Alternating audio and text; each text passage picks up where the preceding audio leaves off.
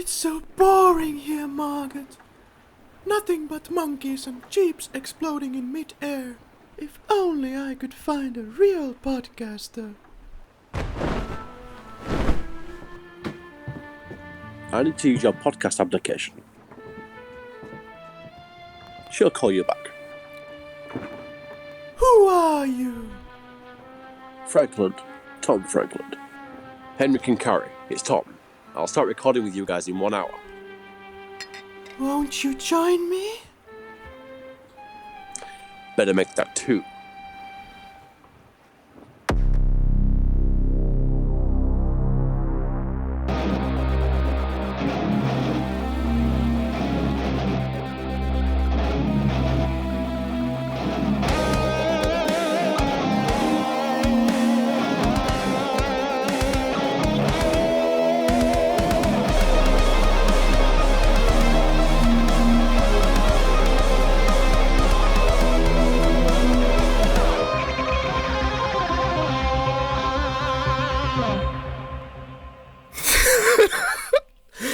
Welcome to the Flick Lab.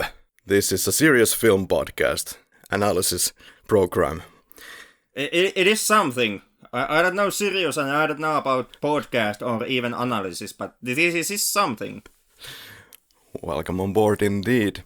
This is the kind of film podcast where we check if it's actually possible that you could have such a bad salt corrosion in your ladder.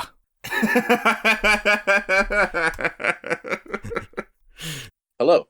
And that is our friend Tom joining us as a guest as a Bond expert for our Bond episodes. Yeah. So that altogether must mean that we are doing a Bond episode once again. Chances are high. Chances are high. We are finally hitting Timothy Dalton dangerous in this podcast. It seems we're making great progress, to be fair. Who would have thought?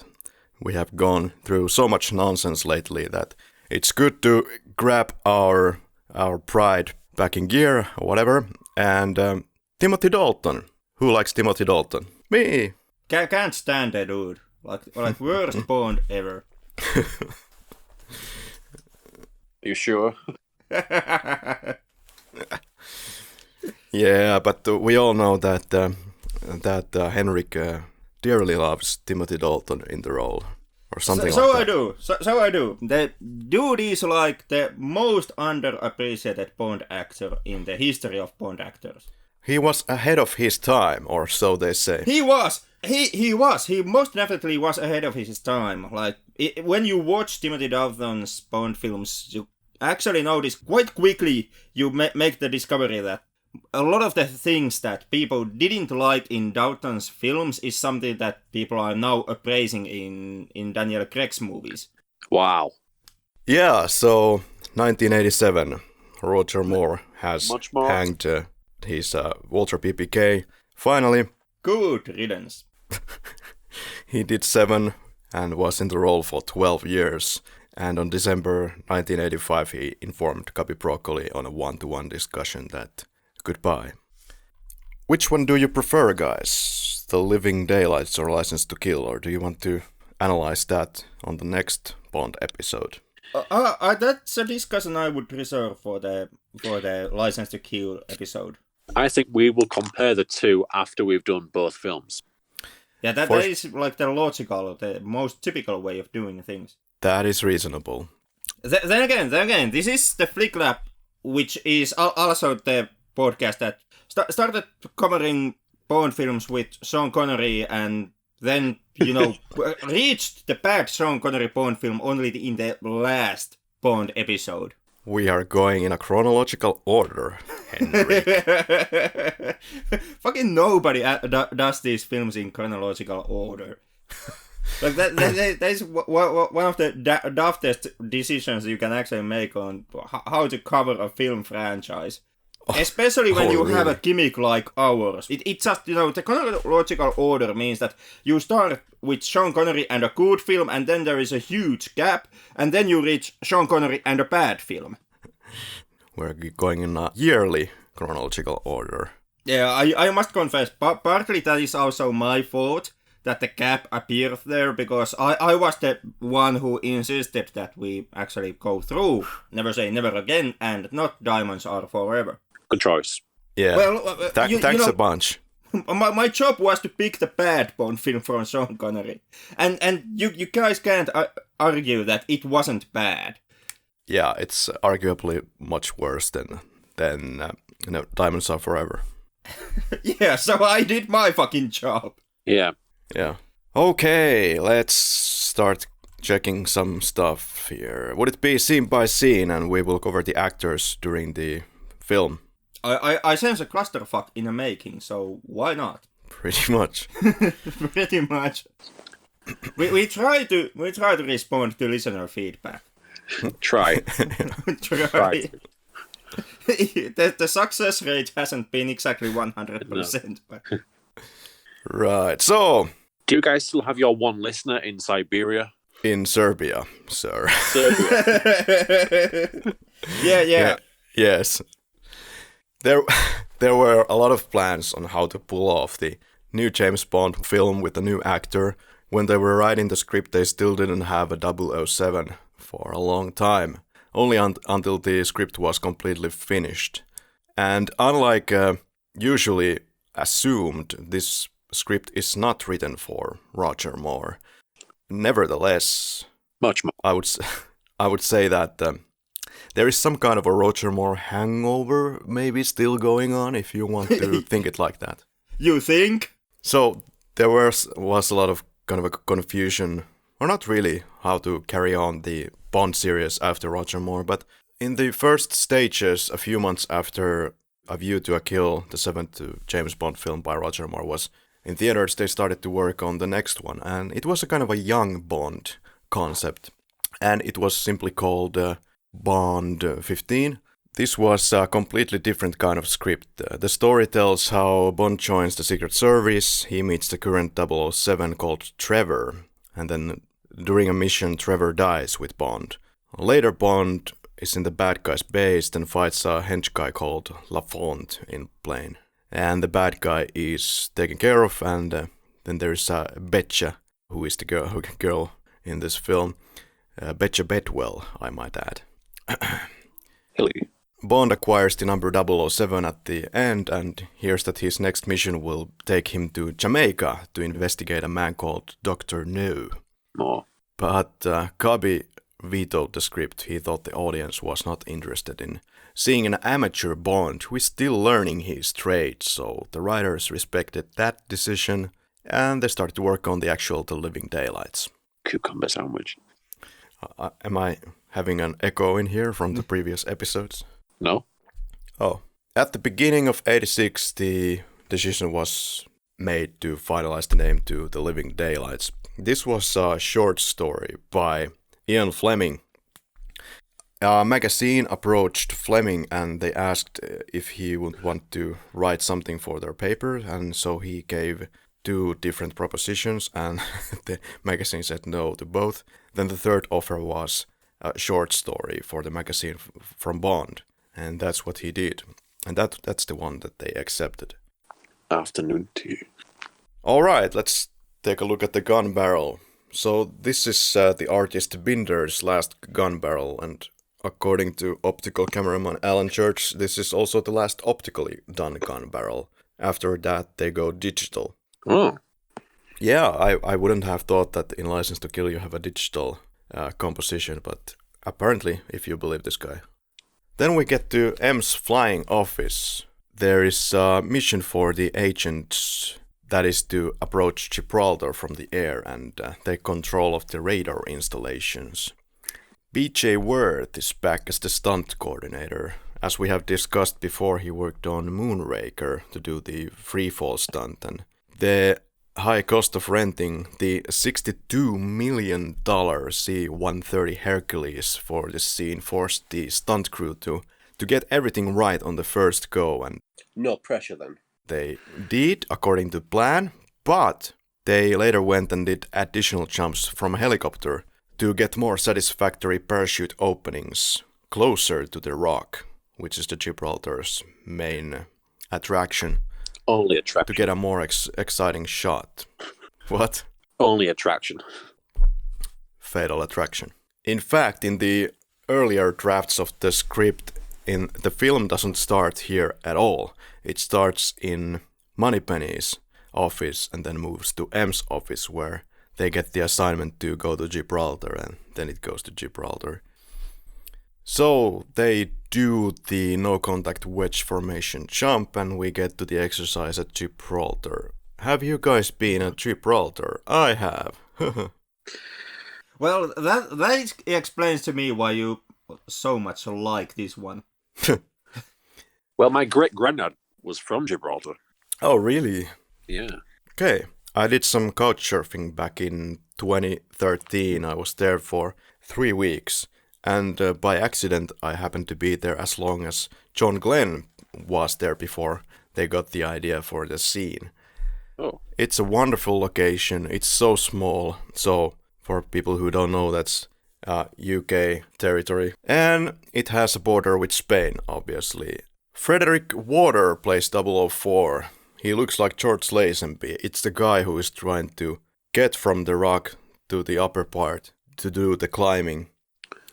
The stuntman Terry Forrestal was supposed to first play the scene out, but they couldn't get much of acting out of him, so they called Frederick Water, who just left a note in his flat that baby is at the neighbor's, gone to Gibraltar, and the wife was left alone.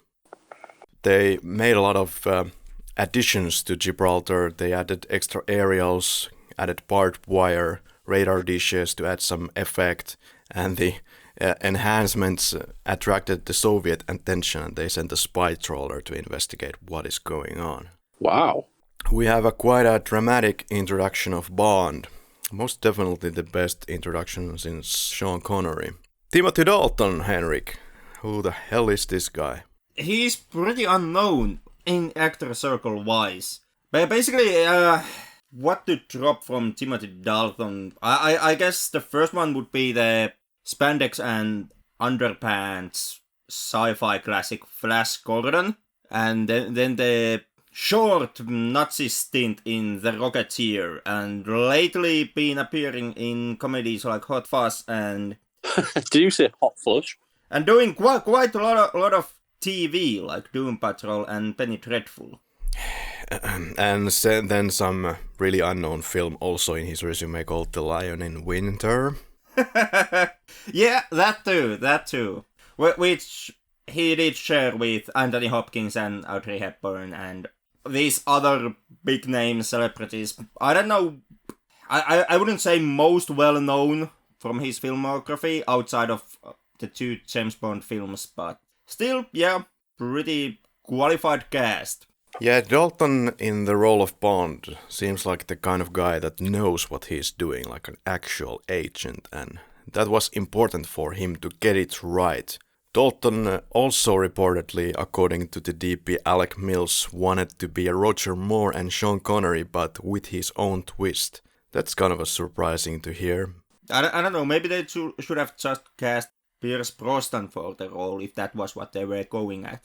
Yeah. Dalton, according to Maryam Dabo, he wants to approach his acting from the human aspect instead of sexiness, etc. And definitely his performance here or regularly is very honest. You can see it from his eyes and everything that he does. He is the angriest Bond up until this date, like in the franchise. He's more like I don't know, what's the word? Human being. Do you think that something was lost in the performance of Dalton in the sense that, well, Bond is never supposed to show that he is hurting or that he is struggling, right? But Dalton shows that he is struggling. Do you think that should be part of the character in some way or not at all or something in between? I think I will go with 50-50. A little bit, but not so obviously. Well, we've had that before. We've had that before on Her Majesty's Secret Service. Yeah. Haven't we? So it's nothing new. Mm. Yeah, and me on my end, the whole Bond shouldn't show that he's hurt or shouldn't show any emotion at all, like the Ian Fleming's kind of a Bond code that he applied to that character. I never actually appreciated the code that much. I think that Bond is much more interesting as a character once he actually has an emotional side, which he shows every so often in the films. Yeah. They also wanted to make Dalton a little bit more modern, and Dalton wanted it himself, not wearing as many suits as before, and wanted to make it a little bit more comfortable for him to wear. Desmond Llewellyn was also happy that his scenes were easier to pull off, as the prankster known as Much More wasn't there anymore, changing his lines as a joke on the set. So Desmond said of Dalton the following, that he makes Bond believable and gives him more depth. Death? Yeah, depth. Depth. Depth. I thought you said death. No, depth. Okay, this got weird fast.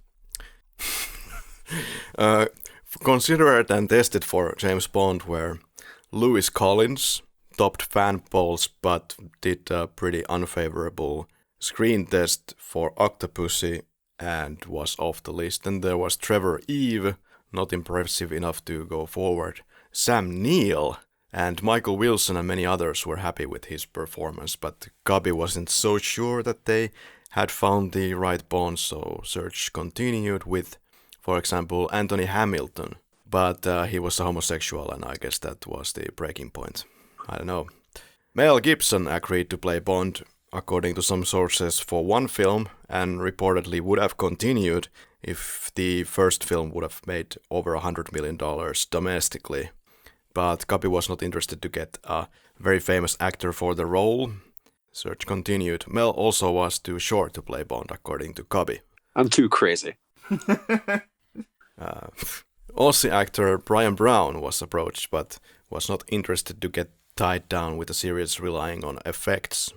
Okay, good for him. Aussie TV actor Andrew Clark made a favorable impression for John Glen and was a front runner for some time, but became frustrated with slow casting and fucked off.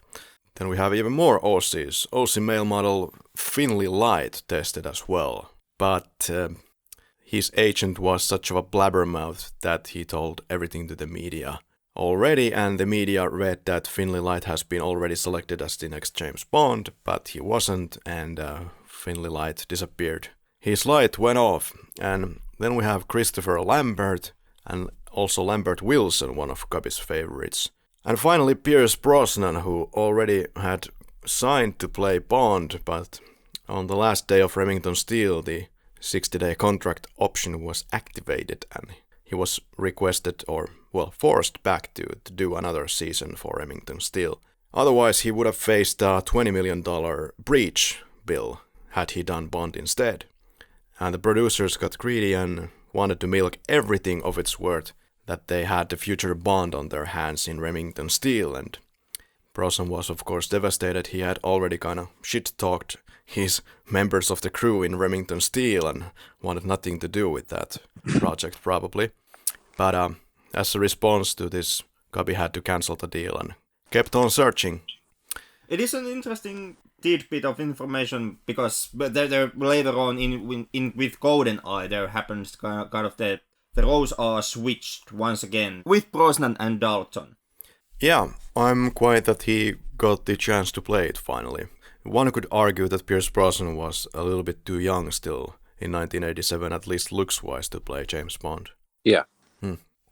Finally, a guy who had turned Bond down like twice was again on their radar, and he was asked if he was interested back in the On Her Majesty's days, but he deemed himself too young to play the role.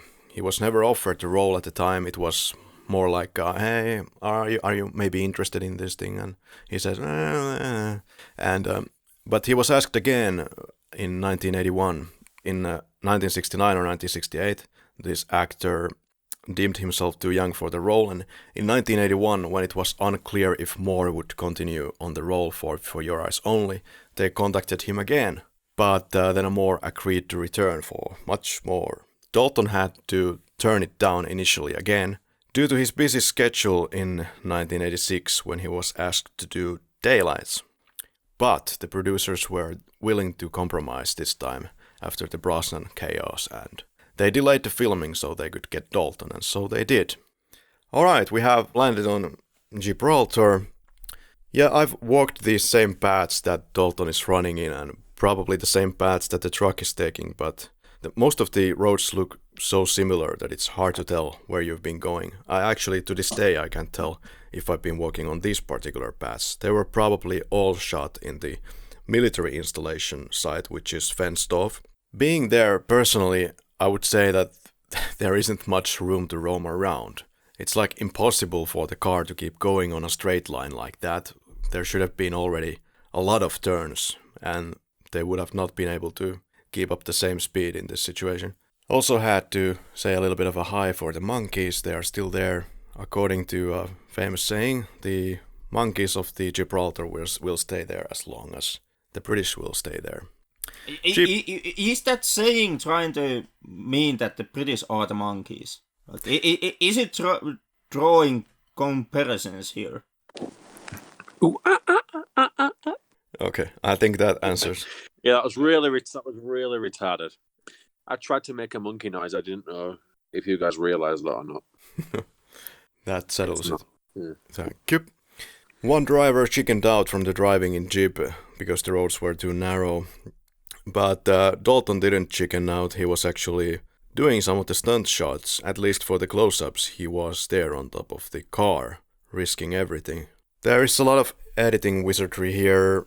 We are filming like 99% on Gibraltar, but when the Jeep gets off the cliff, that shot is from lively old England, from near Nuffield Pool. Do you know Nuffield Pool, Tom? Nope. It proved to be extremely complicated to shoot due to the English weather, not matching up with Gibraltar weather, so the crew had to sacrifice themselves a little bit and wait for precipitation was taking place, correct. And they had to sacrifice themselves and spend a couple of days in a local bars. The shot was filmed finally at 48 frames per second to be sure to capture everything. On second try, the Bond dummy that is supposed to get out of the car got decapitated.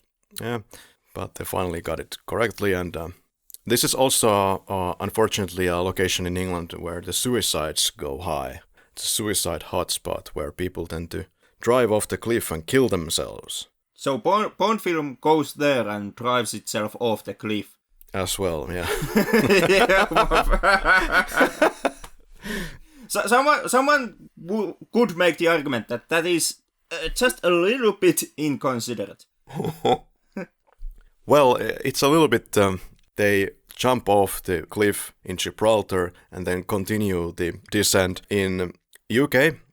And finally, when Dalton's Bond has gotten off the Jeep, they're filming that in Morocco. So it's a bit of a clusterfuck. It's almost like the production designer simply just wanted to go crazy and do it as hard and as impossible as possible. Linda the boat girl, Linda Collar, who turned her name into Kel Tyler during this film and actually is credited as Kel Tyler, then changed her name to Belle Avery. Yeah, she is the lady. This is filmed in Tangier, so in the early drafts, Bond lands on a beach instead and greets some early morning sunbathers. Then on a patio of a posh villa with a girl and a butler, this scene plays more or less the same as we see it in the film. So fetch another glass, Trevor, and better make that an hour. So you do imply that all the kind of nonsensical parts of the opening are still even in that version of the script. Well, come on, you can pick your favorite nonsense here. Well, the first one would kind of be the fact that they are infiltrating the radar installation in Gibraltar, and the radars of the radar installation can't pick up the huge fucking airplane that actually flies over the radar installations. It's an exercise, Henrik.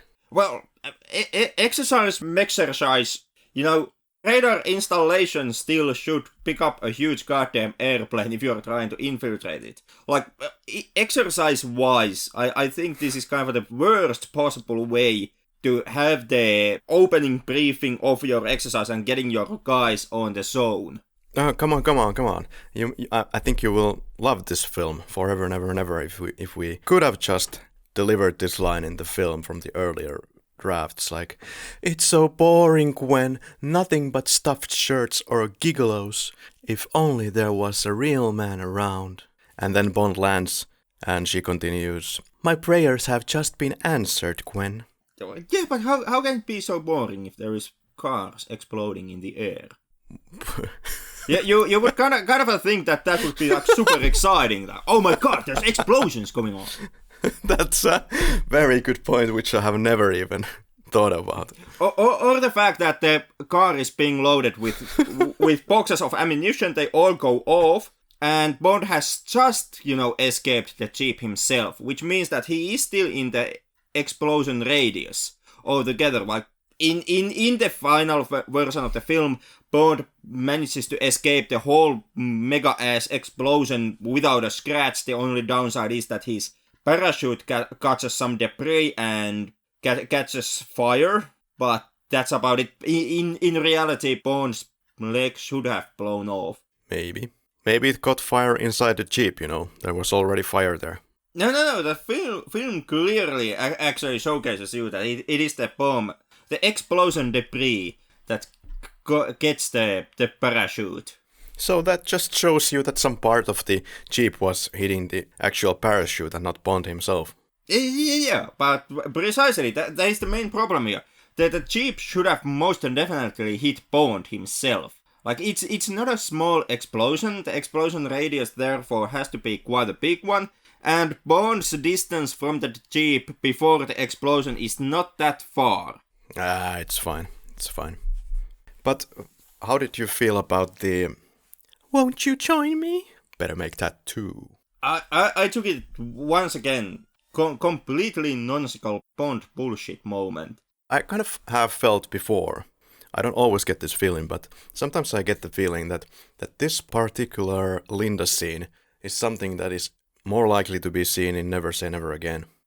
I don't know. I mean, well, when it comes to Bond, and when it comes to James Bond and his debriefings, the dude has always been, quite frankly, the whole embarrassment of the intelligence community, because, like, no matter what happens, no matter is he being given a mission or has he just witnessed something extremely important, it would be utmost importance that he debriefs his superiors about it immediately. Bond always takes his lazy ass time to actually get debriefing done, no matter what modern appliances are at his disposal. Like, in this scene, he has a goddamn phone. He has a phone connection to his supervisors, to M, and he could simply just state through the phone call that something has happened and he needs to be picked up immediately so that he can give his debrief, which you would think that would be kind of the main priority here, seeing how 2 double O's have been assassinated. But no, that fucker once again takes his 2 goddamn hours to get his job done. Like, his colleagues have just been killed. His workmates in the hands of one of his colleagues, his 3rd workmate. And the dude has the audacity to take 2 hours to break the news. That is a very good point. I mean, you are really good at putting these things into perspective. Like, there is so much going on and it's so exciting that once you get to the ship, you have kind of forgotten that, oh, there's bodies lying around in Gibraltar. Yeah, and that kind of is, seeing how there has been an explosive car and they have driven through, civilian spaces.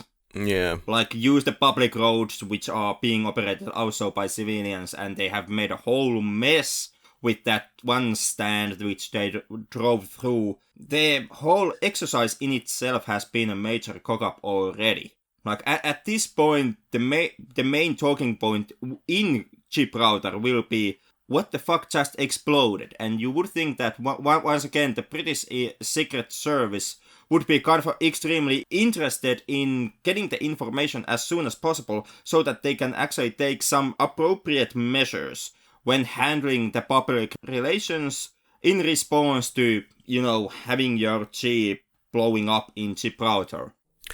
But this is the final John Barry soundtrack for James Bond. I think he gets the score for the right Bond actor this time.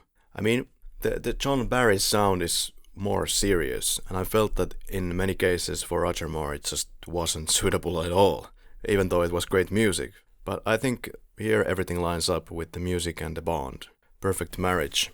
Soundtrack-wise, this is one of the more, maybe, captivating of the Bond soundtracks, and with that sentiment I do also include the actual theme of the film. Yeah.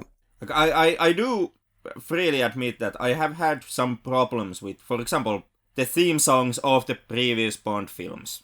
Like, for example, Moonraker, which I didn't like at all, but I do think that when it comes to the Living Daylights, the theme song is actually one of the better ones of the franchise, even though there is kind of this weird effect you get from listening to it, because it's so completely different from the way how the themes were sung before this one. It's quite different.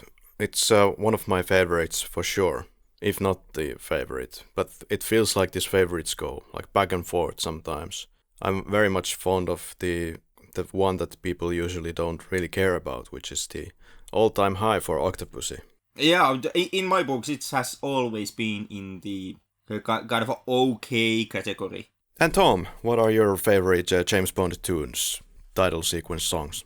Probably License to Kill, which is just fantastic, you know. Yep. And Goldfinger comes a close second. I take it that means Diamonds Are Forever. Nope.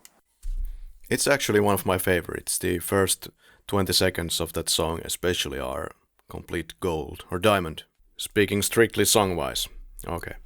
This is the second last Morse Binder title sequence. I think this title sequence has a lot of character. It has great lighting and colors, but I feel it's a little bit disjointed and it's not flowing as well as some of the others.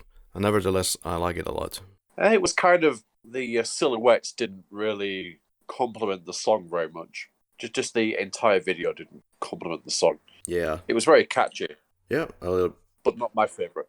Kind of slow, didn't really get me going that much.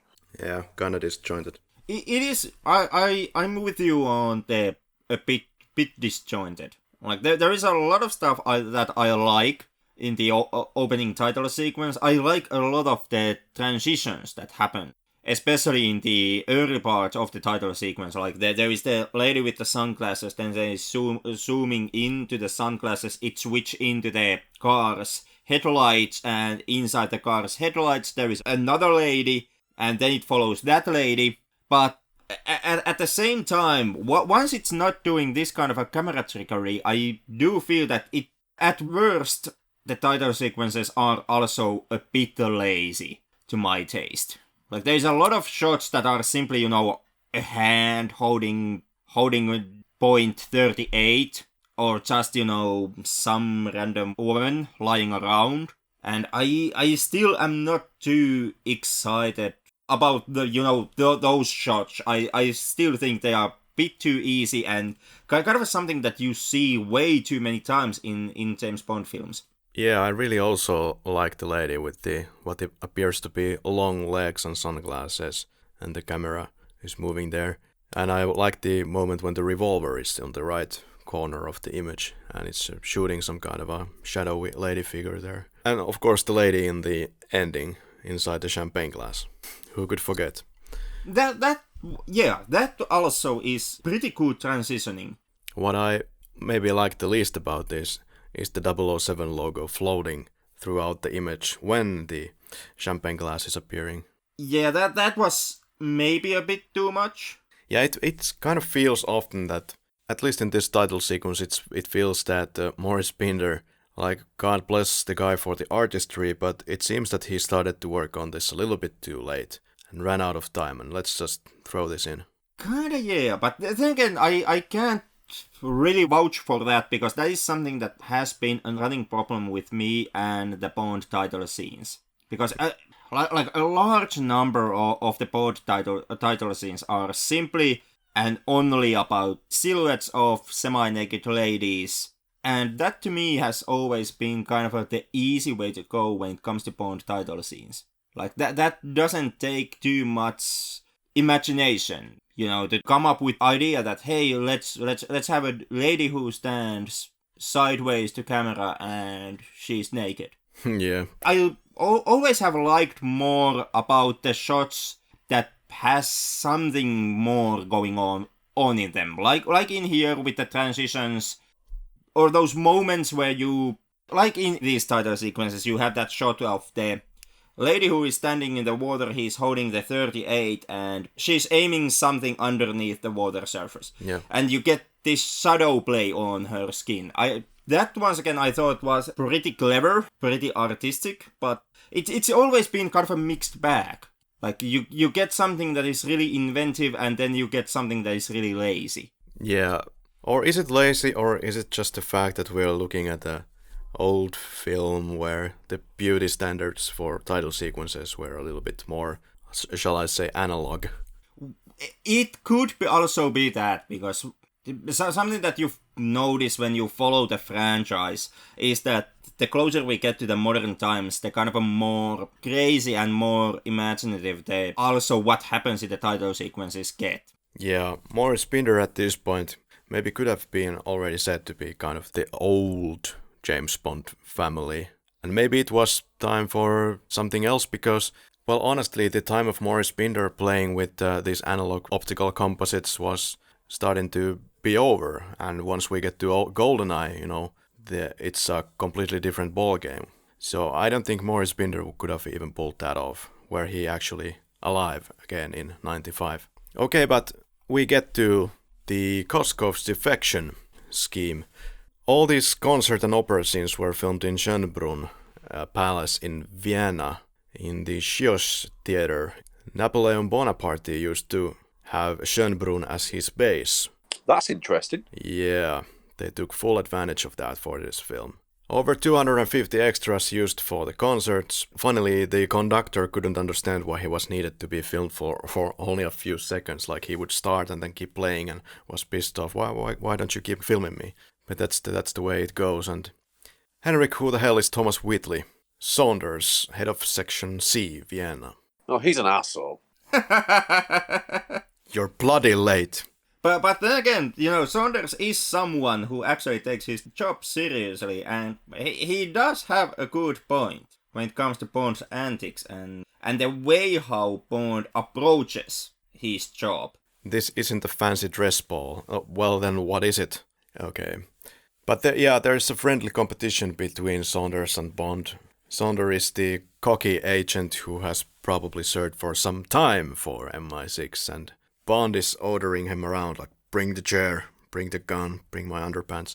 So Saunders doesn't like that, but Bond doesn't give a fuck. Yeah, the producers had seen Wheatley in a British brewery executive 1985 TV miniseries poking fun at advertisers. In Honest, Decent and True, producers loved him for that. Then we have Maryam Dabo in the role of Kara Milovi. Yeah, outside of role as Kara Milovi here, I guess Milovi her very much. That is a clever play with names. But yeah, Maryam, pretty well known for the way better than its reputation alien pregnancy film Extro. Yes, somebody mentioned that, yes. So I don't have to. How could you not mention that? It's like, also because in Maryam's resume, that is kind of one of the highlights, one of the more seen movies. Outside of Extra, resume is a lot of foreign films. Had also been doing a German movie, which collapsed. It ran out of budget and was in the middle of production. Thereafter, United Artists offered this girl for the producers of Bond. She connected with Barbara Broccoli and then Krabbé. And this is the first film where Barbara Broccoli becomes the associate producer. And nowadays, of course, she is the producer with Michael G. Wilson, the stepson of Krabbé Broccoli in the Bond franchise. Dabo actual playing is actually not heard in this film, which is not a surprise for anyone. There was a double that was doubling for Dabo in the close-ups of the cello. AIDS crisis was also rampant at the time, and it influenced the decision to have a monogamous relationship in the film, which is quite special to this day. I mean, we have less insert body parts here than on Her Majesty's, which was also supposed to be kind of a one-lady movie, but it isn't. Glynis Barber from Dempsey and Makepeace police drama TV series was almost cast as Kara, and the other runner was Jenny Seagrove. Actually, at least Glynis Barber looks almost exactly like Maryam d'Abo. John Glen described Maryam d'Abo in her role as the most sophisticated Bond lady since Diana Rigg. When John Glen and Maryam d'Abo met for the first time, John Glen made a weird joke. When she entered the office, she had very colorful dress on, and then John Glen went like, "What is this? Is this from your grandmother's tablecloth or something?" But I don't know where that was coming from, but fortunately Maryam d'Abo just laughed it off, and they had a good laugh about it, and the interview went well. Started cello lessons 5 weeks before shooting, so some effort there. I've also been here. It's in Vienna, this exterior of the theater.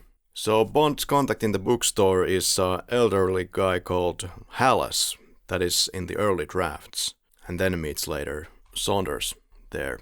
Then we have Jeroen Krabbé. What do we know about him? You mean the guy who plays Costco? The Yep. not bad guy of the film. What do you mean by that? He's too nice, yeah. Very nice. Yeah, he's Dutch, and B, he's kind of known for playing villains. Like, for example, the Dolph Lundgren original The Punisher live-action film, where he was the head of some mob, and later on also appearing with Harrison Ford in The Fugitive and Ocean's 12. Also playing Russian diplomat in Transporter 3, one of the shitty sequels. Yeah, Jeroen Krabbé is like a always upbeat kind of a character, like in this film.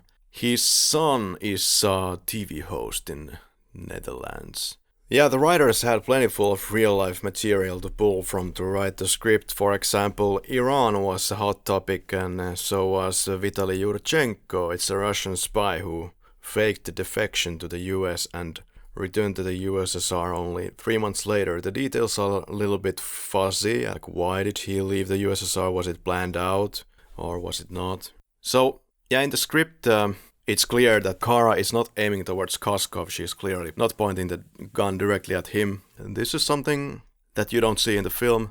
Not that it really matters, because we find out that there were planks there in use. Escape. Bond completely ignores Saunders' escape route, placing Koskov in the truck. And such of a shitty plan it was. Like, really, Saunders. I mean, putting him into the trunk through the border.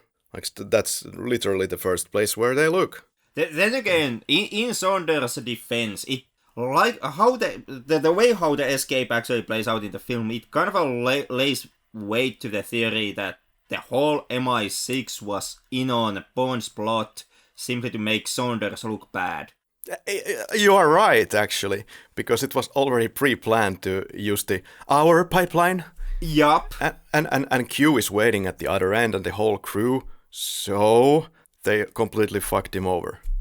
Looking at MI6 from the Bond film lens, it really makes it appear so that MI6 most definitely is a healthy workplace.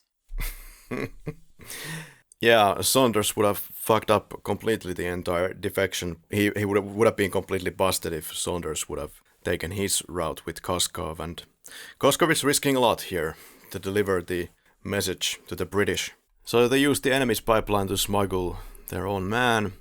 Julie T. Wallace is playing the girl she played in The Lives of the She-Devil, and the early script is talking about, quote, monumental cleavage, which we see here. Q, oh my god. Q is played by Desmond Llewellyn once again. A double was used in some scenes for Q when he's running up the stairs. I don't think you actually see the double anywhere because it kind of cuts away, but he had actually his angina tablets, but he needed to only do a couple of steps anyway for the film. And he does take some pills during the film as well. I was always wondering what's going on there. In early drafts, they do not actually use the pipeline. They use a mini submarine where Q is waiting for them to pick them up. Yeah, but how could they use a submarine? Because It's from Russia to Austria, so it's landlocked. Yeah, that's good that they changed that. I'm going to keep embarrassing this film throughout this episode by bringing up these early drafts for everyone's enjoyment. Yeah, we have a moment where Saunders and Bond are talking about the mission, and John Glen was really happy, the director, that he got the mean and moody Dalton in the car. Your orders were to kill that sniper! Stuff my orders! Also, Saunders is on fire there. It's a good scene. It is, and it is also one of the sequences that kind of takes you into the movie. Like, the differences between Dalton's Bond and the previous two 007s, kind of, they become obvious in the nightly sniper scene, which is kind of most realistic that James Bond has ever been this far. Yeah, then we get to Q and Moneypenny scene. Moneypenny has been changed as well. Now she's been played by Caroline Bliss, related to the famous musician. Selena Scott was also wanted for the role, 80s BBC host. But she didn't want the role because Moneypenny never gets the man. I mean, looks pretty much the part, but answer was no. Krabbé himself also made the call to Louis Maxwell, the uncomfortable call that she would not return as Moneypenny. I thought this played out completely differently, but apparently it wasn't like this that I've been thinking for many years, that when Moore left, then Maxwell decided to quit the series. No. It's more dramatic than that. Maxwell got the news that she is not returning as Moneypenny, and Maxwell was disappointed, but was expecting for this moment that 35 or 40-year-old Bond shouldn't make goo-goo eyes at her, so she just suggested other scenario, that maybe in the film, instead of Moneypenny, in her office is Miss Twinkletoes, and when Bond enters M's office, M turns around in his chair to reveal actually her. It is Miss Moneypenny. Instead of Robert Brown, we now have Louis Maxwell's Moneypenny, now promoted to M. And Krabbé actually liked the idea, but the writers said that M has been traditionally been a man. And then Maxwell saw this as sexual discrimination, since traditionally the Prime Minister of Britain had been a man too, so what's the problem? Krabbé told Maxwell that everything is being changed and they will not have her in the film. Everything apart from getting a Lady M, which they did get to in 95, in GoldenEye though. In the Moneypenny scene there's also an ass slap, so the old habits are still dying very hard. Not only the ass slap, but this sequence also is the first Q scene of the film, and it does carry the bit uncomfortable cultural aspect, since one of the inventions that Q shows Bond is the Ghetto Blaster, which is problematic in a sense that it kind of it does combine heavy weaponry with something that became associated with the American urban society, and in particular the African American and Hispanic youth in the US. Okay, well, I never thought about it from that direction. I just thought that, well, it's a ghetto blaster, hence ghetto blaster. Yeah, I'm fairly certain that also the makers of the film thought it only from that direction, and it was added in the film only to tie the film into something that was hip and cool back in the days. But there is also the unfortunate cultural aspect that comes with the Ghetto Blaster itself. We get to the safe house.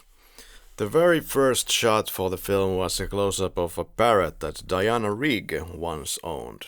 She played the leading lady role on Her Majesty's. So the parrot, Chrome, has appeared in at least 1976, The Pink Panther Strikes Again, in For Your Eyes Only, where it reveals a major plot point there, which is funny actually, because when Diana Rigg owned the parrot and she was exercising or training her parts of the script for the film on Her Majesty's in her flat, the parrot would learn some of the dialogue, and when Diana Rigg would have visitors, the parrot would be parroting those lines, which should be a top secret. Here the parrot is once again. Then we have Andreas Wisniewski as Necros. The name for the henchman was first Franco, then actually Sanchez, and then Necros. And Sanchez, of course, was recycled for the next film as the main antagonist. Wisniewski himself, once again being one of those actors who has, I guess, most well known for his bad guy sidekick roles, like being the Kalashnikov guy in Die Hard and one of the henchmen in Mission Impossible, and later on a henchman in Mission Impossible Ghost Protocol. Oh yeah. Yeah, was funny to find a connection between Die Hard and The Living Daylights. Yeah, here he is again, kind of doing the same thing. Necros is using the American accent as a cover to appear only as the stupid milkman, the kind of the bloody Yank. Did you see this as racist? That now because I'm talking in the Texas accent or whatever, then I'm just stupid and they can let me in. Did you read it like that? I actually missed that point. Now that you word it out, I can actually see where the argument is coming from, and you might be onto something there. Yeah. Hey mate, watch it. Things like that. I on my end, I was just way too enthusiastic seeing how almost straight out of the Hitman video games the milkman scene was. Like the whole concept of him passing some random NPC, the original milkman, then garroting the milkman and stealing his uniform to blend into the safe house, which is almost, spot by spot walkthrough how you can breach the second level in Hitman 2, The Silent Assassin. But, James, I will never forget what you did for me. We get to Koskov's briefing. Yeah. Yeah, actually the kissing was not in the script, but it was Jeroen's idea. Like, let's do this because I'm a Russian, so let's do it correctly. In the script it was just a hug. He's a very effeminate character. You don't really expect KGB agents to be effeminate and to show any kind of affection, but he does. Yeah, well, obviously, he's Russian. It's a conflicting character, like he's kind of happy-go-lucky, like apparently he's in real life, and then again he's a baddie doing horrible things, but also he's kind of on the sidelines and never gets into any physical contact with Bond, except the kissing, of course. He is fairly flamboyant, isn't he? And the actor Jeroen Krabbé's accent is not very Russian, is it? It's not very Russian at all. His accent is not Russian. Yeah, Kara. I don't know what it is, but it's not Russian. But Yeah. I think but the actor's from Holland, though. So. He's talking about North African Trade Convention that is supposedly working as a cover for Koskov to make the new directive. But it's actually a trade convention, as far as we know. Koskov has very extravagant tastes for someone who just had come out of Russia, I guess you could say. Or maybe not. He also knows what is a Bollinger RD the best.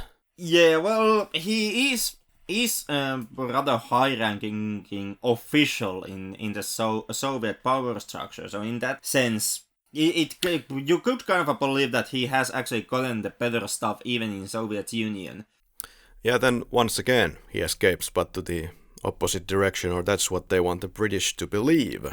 And we have the kitchen fight scene with the stunt actor. It's very, very well done. We have a stunt actor, and we have ballet dancer, which is Andreas Wisniewski, pulling it off spectacularly. Of course, in the middle of the fighting, he actually knocked out the stuntman because he was so inexperienced with this stuff. The Koskov plan is completely wacko, of course. Like, Koskov takes the crazy risk of fake defection and then risks being caught due to Saunders' shitty planning, and the Necros risks his life to break into the safe house alone. And they escape with a UK Red Cross helicopter, what looks like that, and nobody finds them before they leave for Morocco for some miraculous reason. The plan is completely crazy when you think about it. The risks are crazy, but outside of the risks that Koskov and Necros take here, I would almost make the case that this is one of the better and more thought out plans that the Bond villains have in the franchise. Absolutely, this is, I would say that this is the most... Well, apart from Diamonds Are Forever, which was just complicated for no reason at all, but we have a lot of layers in this plot, and it might be the best thought-out plot in the entire series. Pretty much, because something that actually comes into play with Koskov's fake hijacking here is the basically the whole main plotline, or the main twist that this has. Like, the bad guys are trying to fool MI6 by making it appear that they are MI6 is being, and the 00 agents are being targeted by the Soviet anti-spy program Smertspionem. And that is something that they first lay out, make an offhanded notion in the opening sequence, where a part of the task of the traitorous 00 agent was to leave behind simply a piece of paper that says Smertspionem. And now they are implanting Costco inside MI6 to give them the false story that Smertspionem is in action and what it means and what it's all about. And Costco is there to implant in the MI6's head that their real target is Pushkin, and their problems will go away once MI6 assassinates Pushkin. And once again, getting Pushkin out of the way is actually what the bad guys want all along. So there is this setting up the first clue and then giving the false image of what that clue means in order to get the MI6 to do something that you want them to do. And that is plotting that you don't that often see the bad guys do, like having this multi-layered, multi-step plot. Definitely not, and I would be lying if I said that I got the plot when I was watching this for the first time. Well, first of all, I was like 7 years old, but whatever the case, it's not a plot where you can understand all its variables on the first go. Nope. Yeah, this is almost like, they finally decided to make a James Bond film where there is actual spy plot going on. I would criticize it a little bit in the sense that there are places where it's kind of very clear, you can follow it very easily. Then when you get, for example, into the diamonds and opium exchange scene, and they're giving you this information with super rapid fire, like take this, take that, and oh, by the way, also this. So just comes out of the nowhere, and Bond seems to know everything at this point. That it does. Bond does piece together some of the major elements of the bad guy's plan, kind of quite quickly on the go as they are presented to him. But you could also make the argument, I guess, that there was no need for any goddamn defection, because even in 1987 they had telephones. But I know, of course, the effect will be stronger when you defect and tell it in person, and you can't probably make a phone call without being tapped all over the place in the USSR, so there's that, but just throwing it out there. But what is this new directive stuff after all? Because in the pre-title sequence we have already seen that the Smertspionem stuff is in motion, so the guy is working for Koskov and Whitaker. And what's the new directive then? It's clearly not going to be this new plan to kill American and British agents. It's not going into motion after the North African Trade Convention. It is already taking place. With new directive, you meaning? When Koskov says that what the point of North African Trade Convention really is, and he says that it's the new directive.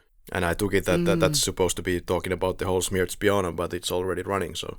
Like Koskov is making the case that Pushkin hates perestroika. In order to destroy perestroika, he has activated the Smertspionem to kind of harm the USSR, the Soviet West talking disposition and the communication that West and Soviet Union would have. Yeah. Anyway, what kind of a safe house is this, guys, when they let a random milkman enter? Just have to wonder. No credentials, anything. He's just a replacement for another milkman who has been killed. Good job. Well, he's a master of accents, really. Flew!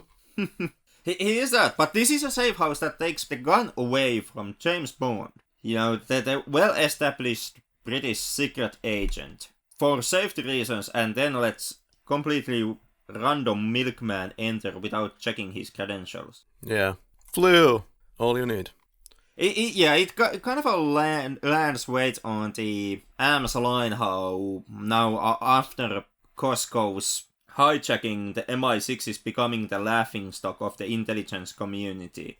Yeah. Like with these kind of repercussions and safety measures, you would think that MI6 would kind of be used to that already. Exactly. Well, then everything explodes.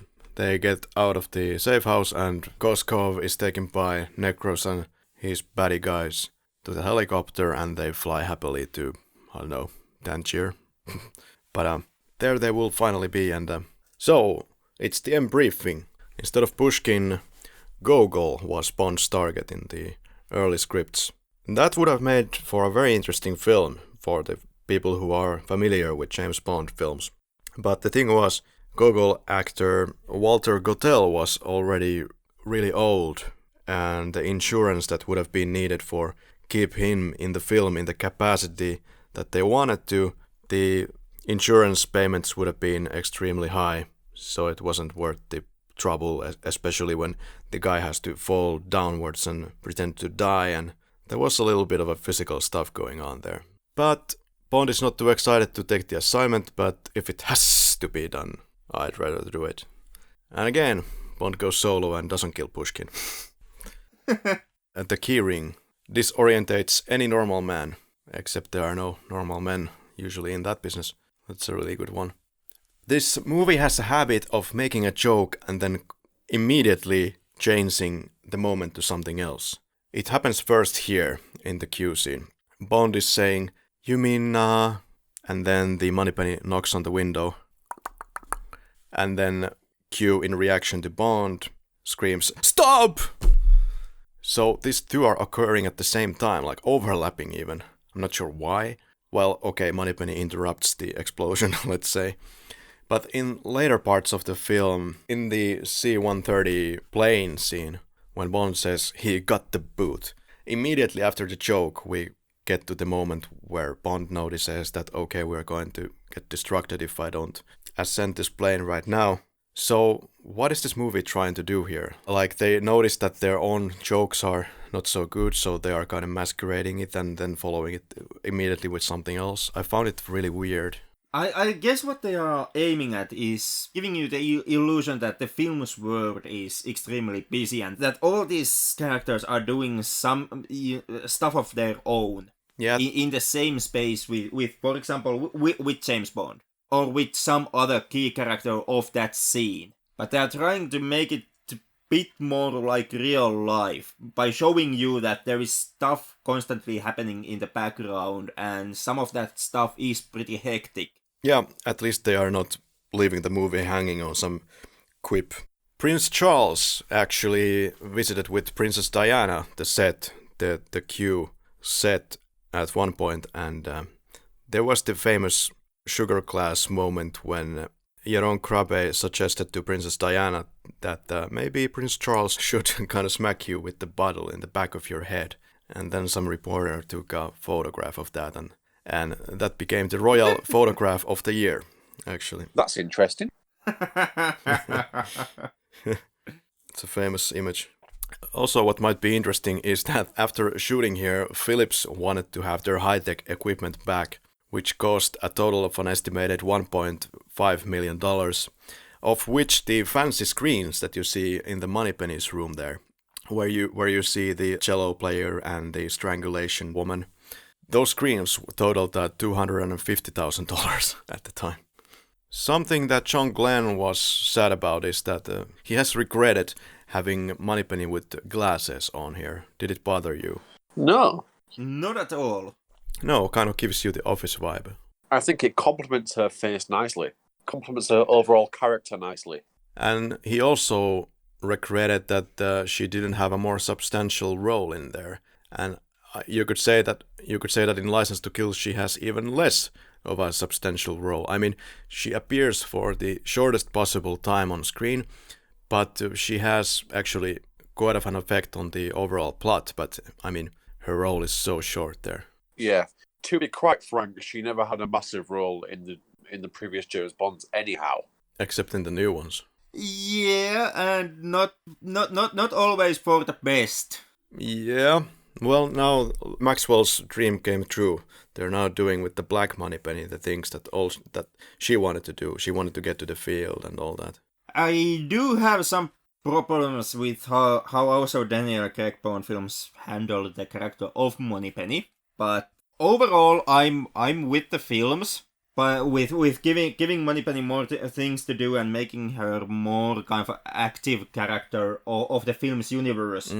But something that where I think that getting more Moneypenny really did not pay off that well were the late Pierce Brosnan films. Which, do give Moneypenny more scenes and more screen time, but also makes Moneypenny a complete goddamn buffoon on those scenes. Depends which movie we are talking about. In Golden, I think she's really fantastic. If we're talking about Die Another Day, then yeah, I'm most definitely talking about Die Another Day, where she abuses the 3D software simply to have her own erotic fanfiction going on. I guess she should have VR'd Another Day. That's way too meta to work as a joke on this podcast. Well, are we ready to go to Bratislava? Bratislava! Okay, calm down. Bratislava, there's this cello exercise that Bond goes to listen to, and later says that it was exquisite. But now there's the tram scene. The Vienna shooting was challenging, for example, since the tram tracks needed to be hijacked for a shoot, and you couldn't push the trams to the reverse direction. You have to go the entire route and then come back. Then we get to toilet. The toilet cleaner is kind of something like the whistling cleaner in On Her Majesty's, where he's whistling a Goldfinger theme tune. Looks like the cleaner's boss is joining the toilet because gives this kind of evil eye. Why are you not cleaning? Okay, then we get to Kara's flat, filmed in Pinewood, of course. There's quite a lot of stuff established here suddenly. Kara's and Koskov's relationship is suddenly established as something quite warm indeed, or whatever it is. You could argue that they are just related, or you're never really given an answer like what is going on with these two people. And actually in the script it's laid out more clearly. Bond and Kara are in the horse carriage, and Bond asks whether she loves Koskov. And then the movie goes on to explain that, well, Koskov helps me with a lot of things, blah, blah, blah. The implication is that it's more like Koskov is being like a good assist for her. At least Kara doesn't have those feelings for him. And it most definitely should have been cleared out, because it's never cleared out, and then later Bond and Kara go kissing. Yeah, the film kind of gives you more the implication that Koskov and Kara are actually having a romantic relationship. Yep. And that does, now that you mention it, it does kind of paint it badly later on in the film when Kara and Bond starts to have romantic feelings to each other. Yeah, indeed. Yes, but James Bond joins the Taliban, so...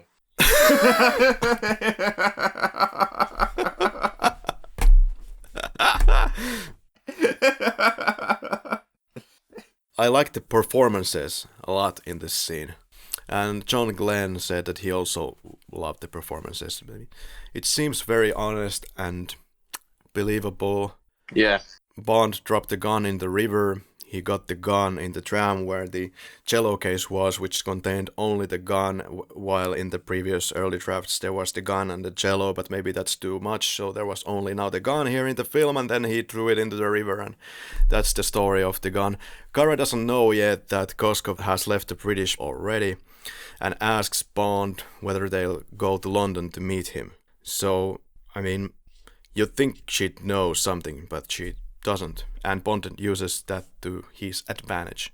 Yeah, it's Bond finding a piece of evidence, drawing conclusions, and then using small lies to kind of misguide his target. And once again, it's like the movie has chosen that this time the James Bond film will be an actual spy movie.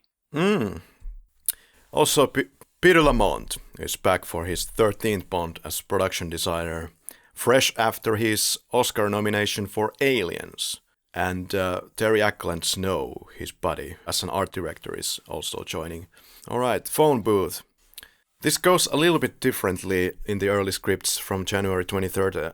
They escape from Kara's flat, and it goes as follows. Kara goes from her flat to a cafe. There's a woman singing Kara orders coffee, and a KGB man comes to sit where he can see Kara in the coffee house. Bond leaves Kara's flat, then later carries Kara's bag, and outside Bond pulls out his Q-branch keychain and uses the skeleton key to open the KGB man's car. Kara finishes coffee, goes outside and gets into the KGB car and drives around the corner. And the KGB man is stunned that his target has stolen his car. Now he looks for a phone booth, says that the other guy must get off the phone because he's on official business or something. And it's Bond. And he karate kicks the KGB guy and then puts him inside the booth unconscious. And Bond and Kara drive away. But later it was changed, of course, and Aston Martin was in place of a Lada. Yeah, you can't have James Bond driving around in Lada. Yeah, this is something that Krabbé vetoed. We have to change this. Now, the Aston Martin is a really great car, though. Yeah, in the early full screenplays, Kara is driving the opponent's Lada, and Bond and Kara steal it, of course, and Kara is shown to be a horrible driver. She knocks down some garbage cans on the way. Bond asks where she learned to drive. She replies and explains that she learned it from Georgi. Then Bond takes over. Maybe for the best that they left that out, for obvious reasons. Then they go back to pick up the cello. I really love how Kara turns Bond's head around to go collect the cello and asks, why didn't you learn the violin? Okay, ice chase. Like the third act is nothing more than Roger Moore hangover. I would say the second act, but okay. Well, that too, but the idiocy in my books kind of really hits full throttle in the third act. I have to get a confirmation right now. Like, is it about Whittaker or the C-130 or what is it about? It's Afghanistan. Well, Whittaker himself already is pretty bad, as well as the cello sequence. But Really? Yep, can't stand it. Even though I do know that it is actually physically possible to do, it still doesn't mean that you should do it. Still looks goofy as shit when you put it on film. But my main gripe, and boy, do I come back to this point repeatedly I'm sure later on in this episode, is the Afghanistan. Really? Yeah. Like, that's the most realistic part of the film. No, it's not. It's the I would say that is the most unrealistic part. It's more unrealistic than Whittaker or the cello sequence. This is why we should share our notes before our episode, because this is extremely confusing and so out of the left field for me. I think using a cello as a sled is pretty realistic. Like I said, it can be done. It is physically possible to use a cello case as a sledge. But that still doesn't mean that you should put it on film. And the cello as the ski stick, is it? Yeah. On the physicality of that, I'm not 100% certain. But I can believe that you could do it. Let's check out that later. We have plenty of notes on that one. The entire ice chase was filmed in Weissensee in Austria. They had a plan to have an ice boat in the film, but it was scrapped since it was very hard to do it due to there being a very small window of time to do it. First of all, there needs to be wind. The ice needs to be very firm, which it wasn't, even though there was minus 30 degrees. They almost lost an Aston Martin also due to the weak ice. They couldn't get the ice sailing boats even to the country because they were, quote, in Finland or something. And they only go where the ice is good. Yeah, we're famous for that one. People were starting to get a little bit pissed off because of the bad luck during shooting and the hellish temperatures. So Arthur Wooster decided that January 15th will be the Be Nice to Arthur Wooster Day. And the next day, January 16th, was Be Nice to Barbara Broccoli Day. The last shot that they filmed for the film was Maryam Dabo's hand on the Aston Martin's radio. Now we get to the silly jokes. Amazing, this modern safety glass. So, did you cringe when you heard, or did you like it? I cringed. I think, especially in the early drafts of this film, there are some extremely horrible jokes. But in the film, they're better. But I just don't find the funny part in this. The context is missing, perhaps, unless you're just going to kind of carry on with the earlier quotes where Bond says, for example, must be a atmospheric anomaly. And so it's showing that James Bond is completely clueless of what's happening. To me, it appeared kind of like the way that, for some odd reason that is never explained, James Bond tries to pretend to Kara that weird spy nonsense is not going on, and he's not using 007 gadgets and stuff like that. Yeah. I get the feeling that Bond is trying to play the chase scene straight-faced and not let Kara on to the fact that he's a secret agent and he's using secret agent stuff to escape the pursuers, but none of that makes any fucking sense. Like, why would Bond keep up this facade? Yeah, especially if he's a friend of Koskov, then he's bound to have some kind of a special car, I believe. Or could have. Precisely, and trying to hide your nature as a secret agent altogether while you are being chased by the goddamn military. Like, why? The lady is already tied into a defection plot. Yeah, and the way that these jokes don't really work, it has nothing to do with Timothy Dalton. It has everything to do that some of them are just not too good. Yeah, Dalton's acting does not ruin the jokes. The jokes are just abysmal, and most of all, they are unneeded. They are unnecessary at this moment. Too much going on. But I did like the salt corrosion. It came so nonchalantly. Yeah, it is a pretty good joke. I hate it. Yeah, I don't know. I just get the feeling that this is definitely, some of these jokes are something that would have definitely been written for Roger Moore. For example, the best one maybe for that you can completely imagine for Roger Moore's mouth is, I hope they're not inviting him for dinner. Yeah, altogether, Living Daylights feels like this halfway transition Bond. Kind of a hybrid of the two words. You have the mean, serious, realistic Timothy Dalton 007 spy film going on, and then you have the quips and jokes of Roger Moore films and the more grandiose, big and epic action set piece that ties up the film at the end. You could say that the film is having a Roger Moore hangover still going on.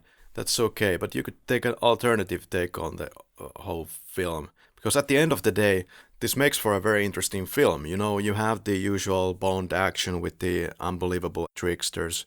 You have the stupid one-liners. But then you do have the new Dalton, dangerous.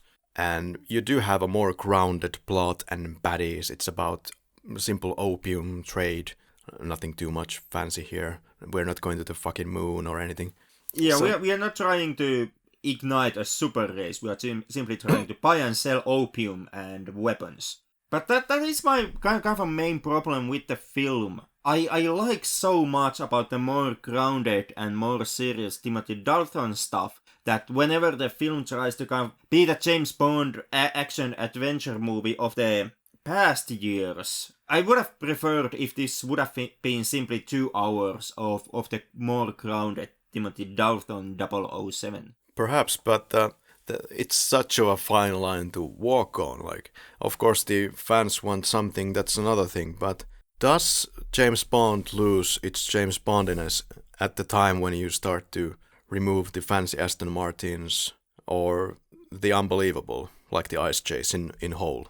In my opinion, no. In my opinion, James Bond can very well work and does work, even without the ice chase. And even with the lesser use of, for example, violence. Like having horrible violence happen in the film, yes, but not to have a major action set piece, which is, you know, tens of people shooting each other in a massive group fight scene, for example.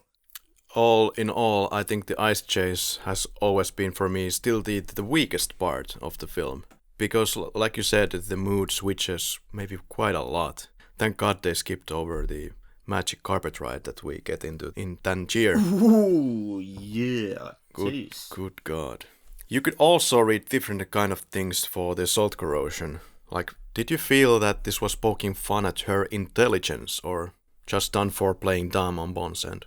To me, it was simply done to play dumb on Bond's end, but it does make fun of Kara's presumed intelligence in that moment. Because to me, it appears almost like Bond expects that bullshit explanation is something that Kara will buy for some odd reason. Yeah, just kind of having fun at the expense of the lady a bit.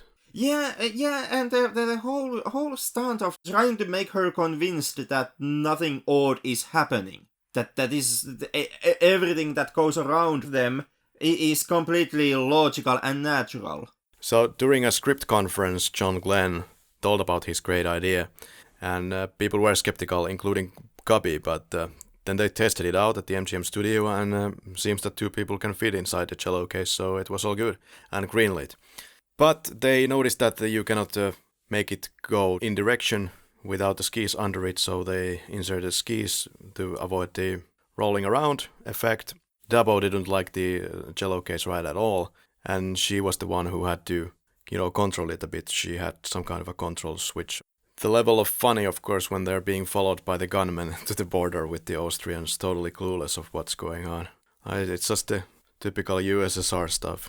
I thought that was pretty funny. I thought the whole sequence was kind of once again too stupid. It is more toned down than all the gadgetry bullshit that Bond pulls off with his car. Well, Bond on a cello Stiga, yeah, it's very grounded actually. Compared to the car, it's very grounded. And like you said, it is physically possible to do. You can use cello case as a sledge, as they proved. But it still is, in the end, the scene is Bond sledging away from the entire army with a cello case. It's Bond on a sledge, escaping an army. That is what's happening. Yeah. And it ends with one of the jokes. As a nice contrast, we jump from Austrian Alps straight into Tangier. We get to Vienna. Bond and Kara are taking a hitchhike and then scream for taxi.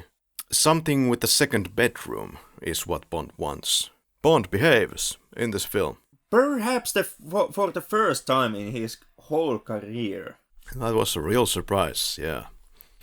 It was so surprising that the franchise never actually completely recovered from it. Yeah, shock treatment by Dalton. Then they're looking at the expensive dress. Don't joke, who will pay? Georgi, of course.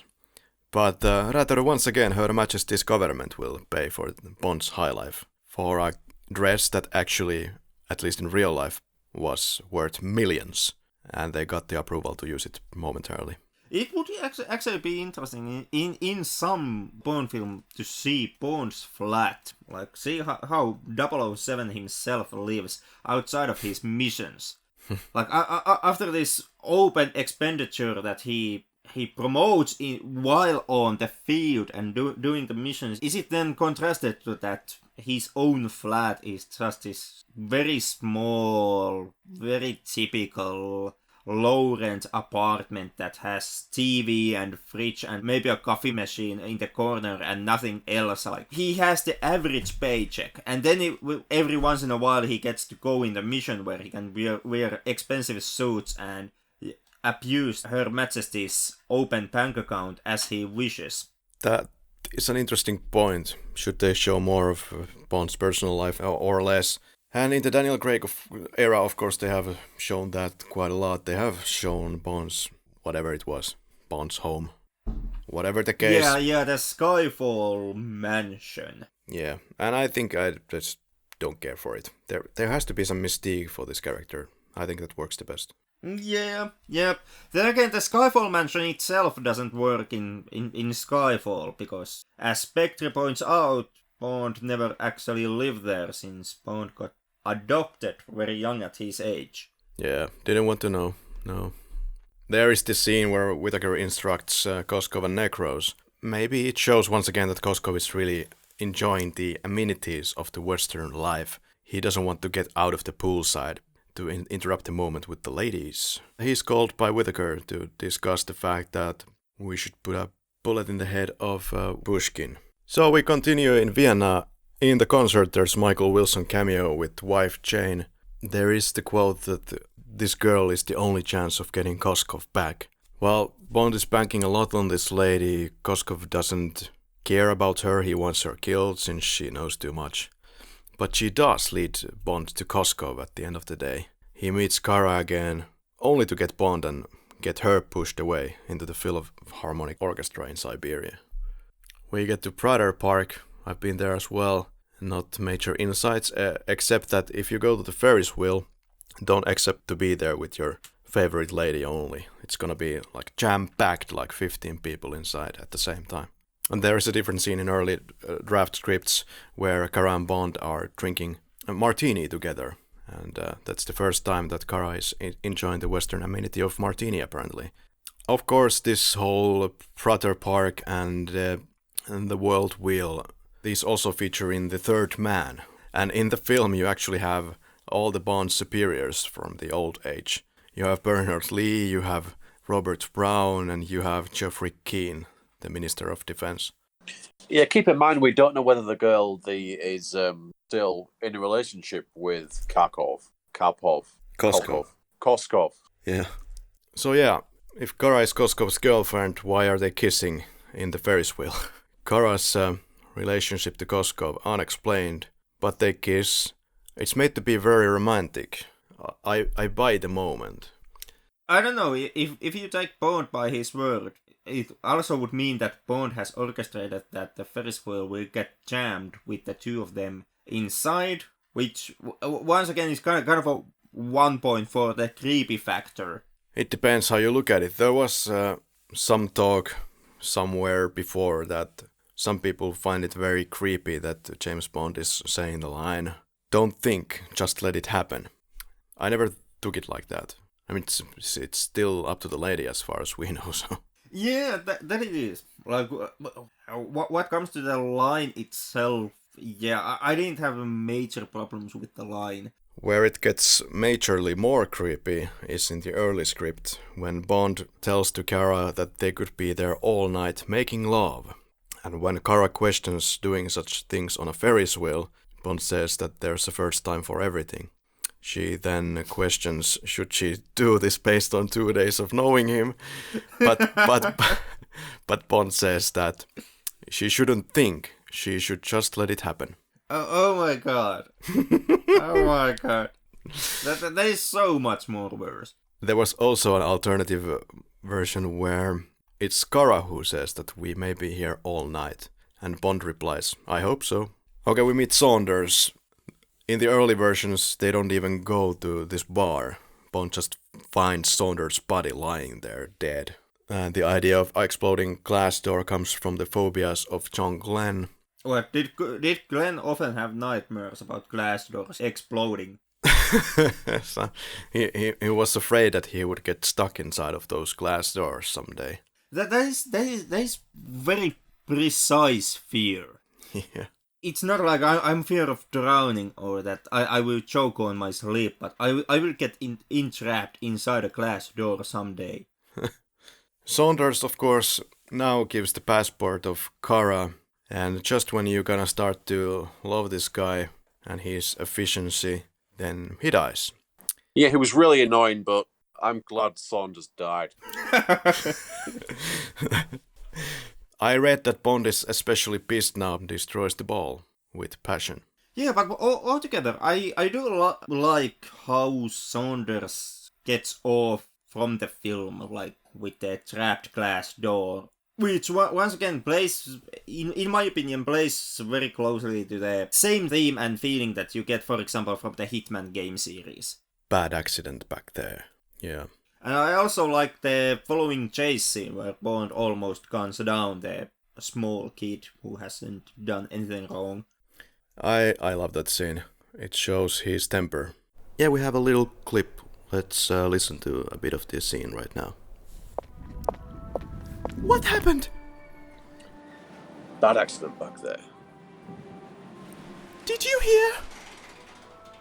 Hear from Henrik? Yeah. I got the message. He's taking opium in Tangier. Henrik Telkki? The Swede? You know him? He's that bloody Flicklab host. Oh. Georgi said he'd help me. How soon do we have to go? Immediately. I promised Georgi I'd get you back as soon as I could. Can't we stay here a few days? No. We're gonna lock Henrik in the sauna, first thing in the morning.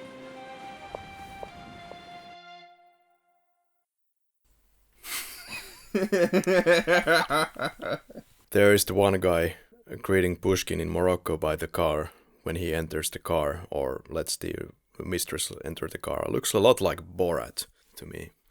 You can check it out on some rainy day. Precipitous day.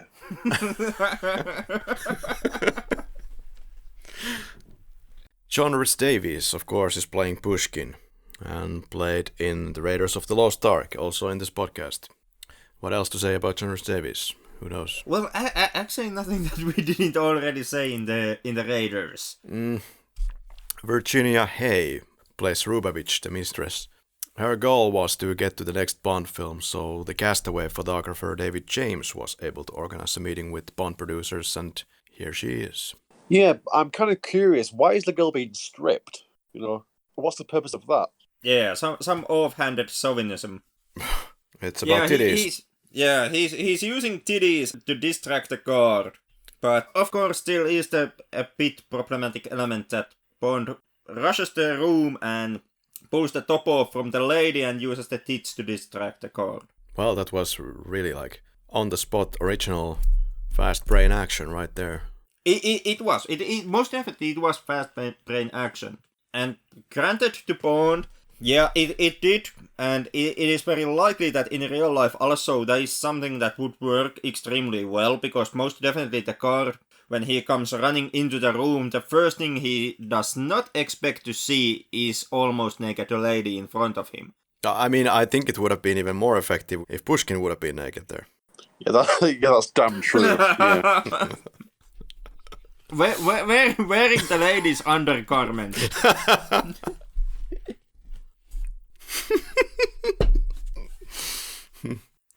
So we get the tidbit that Koskov was about to be arrested prior to fake defection for misuse of state funds with supposedly Whittaker, but that's a security matter that can't be discussed. So why would killing of Pushkin make the British know any better what's going on with the Koskov? Because then Koskov believes the British believe him, and he cancelled the arms plan and is on to Whittaker and Koskov. So they must get rid of him. There's a moment where the picture freezes shortly when the guard comes to check on Pushkin and sees the breasts. There is a lot of venom in Bond's eyes, as somebody said. Timothy Dalton is the type of Bond that you can believe that he would shoot the guy, if need be. Yeah, that he is. Like I said, this is one of the more, or I would say most angrier Bonds that the franchise has. Not necessarily film-wise, because Dalton takes this 1 degree upwards in the next film. Dangerous Dalton. Yeah. But from the character perspective, like Timothy Dalton's James Bond as a character is much more angrier than, for example, Sean Connery's or Roger Moore's. Yeah, he's very violent with the head of the KGB, isn't he? You know? Yeah. Which could bite him in the ass kind of later on, after the whole episode's finished. Yes, and then we get to seal the building, or whatever its name was. And Pushkin is shot by Bond. It was very clever. A clever maneuver. It's of course fake, and the magic carpet ride has been deleted in here, as well as the gorilla scene, which was in the storyboards. Thank God that was removed. Tangier, Chief of Security, is played by Nadim Savalha, who played Aziz Fekesh in The Spy Who Loved Me. Bond succeeds in the mission, and there was also a scene where Bond, after the magic carpet ride, goes onto the motorcycle and takes a little bit of a lift there and then gets to the CIA ladies. Bond jumps into random girl's car in the middle of a mission. It's of course for cover, but that's kind of a tricky move, but maybe that was the only option really. Yeah, well, the authorities were sweeping down the streets looking for Bond at that moment. Yeah, we have once again new Felix Leiter, John Terry this time. I think he's the worst Felix Leiter ever made. Well, he is the most Felix Leiter that has most escaped the 80s fashion convention before showing up in the film. Yeah, it's explained that they've been spying on Whittaker. And you can see it in the previous scene when Pushkin visits Whittaker. There is the camera and then there's the boat which they zoomed in, and then there's this sound indicating that the message is coming to the boat. And now we're introduced to the boat. In some of the early draft scripts, you see that Felix Leiter himself is taking the photos with some friends at the location. Kara is waiting at the hotel, Bond arrives late, and Kara drugs Bond. In the early script, though, Bond returns to the hotel where Kara is in a patio suntanning herself, and Kara comes from the patio and hands the drink to Bond, and Kara says to forget about Koskov and says to us, James. Bond levels with Kara and answers to the "Why didn't you?" as "Because you were too lovely." And Bond notices he's drugged. She tells him Georgi gave the drug. Koskov and Necros enter the room, and Georgi is like, "Kara, my darling, I knew you would not fail me." And Kara plays along and replies, "Never, Georgi." There has been some necessary changes here, yeah. In the early treatments, Necros poses as the waiter and brings the drugged martini. Then I guess we get the flight to Afghanistan. There's the van inspection before they get into the air. And I met the actor who plays the policeman who says, go, when he's checking the sterile heart inside the ambulance. Once and for all, confirming exactly why you think this is one of the best Bond films ever. I'm not biased in any way. No, not in any way. I just have happened to visit most of the shooting locations, and this is the one where I actually have met the actor. No, but I always have loved The Living Daylights quite a bit, if I can expose that already. The actor is called Abdesalam Bounouacha. Well, first of all, I have no idea how my friend Anas in Morocco managed to notice this guy, because according to IMDb, he hasn't done anything special, really. He has a bunch of, maybe 10 credits. He's a Jordanian actor, and I don't remember if he lives in Tangier in Morocco or what, but yeah, we were just in the main square, and then my friend says that, "Oh, this is really your lucky day," and then we walk to the cinema on the other side of the square. He's sitting there in front of a cinema outside on a terrace, drinking coffee or something, and then Anas introduces this guy to me. He just noticed this guy. He has never seen him before, but there he was. It was a little bit awkward because I didn't know what we were dealing with here, who is this guy, why are we meeting him? And then I had to make him tell me that in which part he's acting in The Living Daylights. But it's this small part right here. Well, it is Tangier, so being extra in 5 films total, I guess basically makes you a superstar. Could be. We get to the plane. Bond notes in the script that the heart in the eyes in diamonds is a pig's heart. Yeah, it was a fake heart operated with the air bladder. Yeah, but Bond knowing what the pig's heart looks like, for looking at them for so many times. Maybe he in his flat under his bed he has a collection of pig's heart. Yeah, and Koskov makes the line, "I've been on a secret mission to misinform the British intelligence." Of course, he's just blowing smoke here. There's so much lies and backstabbing in this film. It's quite layered, as we have noted before. Now Koskov is playing the role for Bond, and Bond is playing his role for the Koskov. Then there's the repeated line, well, kind of repeated. In The Man with the Golden Gun, you have the line at Scaramanga's Island by Roger Moore, much more. "There's a 4-letter word, and you're full of it." And here we have a saying, "To Georgi, and you're full of it." In early scripts, it was a little bit more blunt. It was like, "Good morning, James. I must make big apology, but we have an old saying, do not use rabbit gun to shoot bear." Bond replies, "We have an old saying, bullshit." Okay, we're in the air base, and there is the rather confusing moment where Koskov is assisted by the other general friend. So apparently, somehow, Pushkin has never told anything about what he knows to the other Soviets, because this guy is completely clueless and helping him out. Yeah, I can kind of buy that, Pushkin not being that open. Or the rest of the Soviet upper-ups not being that forward, or the fact that one of their high-ranking members has, I don't know if defected, but changed sides and joined up with this American freelance gun dealer. Like, in Soviet hierarchy, that could be bad enough PR catastrophe so that you would most likely simply wanna keep your mouth shut and try to deal with the situation covertly without alerting any foreign officials, but also not your own men. Yeah, so at the moment, at the minimum level, only Pushkin and the people who were in the opera house in the beginning of the film with Koskov, those are the people who know. So what is it? In total, 3 people. And most likely some of Pushkin's upper-ups. Yeah. Because doesn't Pushkin make the case that Koskov has been ordered to be arrested? Yes.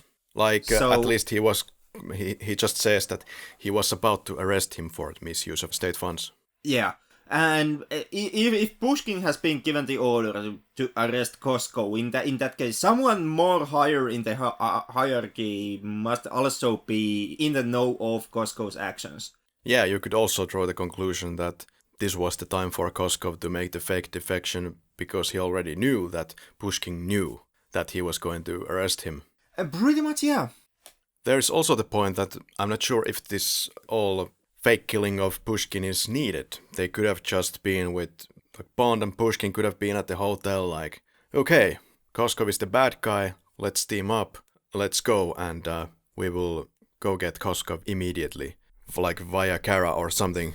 But of course now the entire plot that they were doing is for certain exposed, because they don't know that they are plotting together against Koskov. Yeah, I took it the way that they are unsure of where Koskov is and what is Koskov's next plan or his next move, and they decide to fake the Pushkin assassination simply to see what Koskov does next in order to kind of re-find the trace. So they arrive with Hercules to Afghanistan, which is also, of course, filmed in the Ouarzazate desert in Morocco. Ouarzazate is, of course, prominently used in The Man Who Would Be King, Lawrence of Arabia. So we have landed to Ouarzazate and greeted by the general. Then we get Bond and Karri into the prison, and the prison guard is, of course, Ken Shamrock. Ken Shamrock playing the guard. And He sounds like he's from my area, Yorkshire, kind of northern England. Yeah. And John Glen noticed that it could be kind of a strength to just keep him using his own accent. And he said that, John Glen said that it was some kind of a northern accent. Yeah. Prisoner! Oh! Murder! Oh! I say he's kind of stubborn. I didn't tell you to get up! No! Get up. Okay. What an asshole.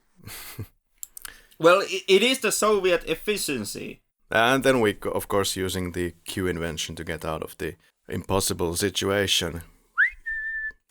And Ken Shamrock is known for A Prayer for the Dying Shirley Valentine. Art Malik is in the prison as well, playing Cameron Shah.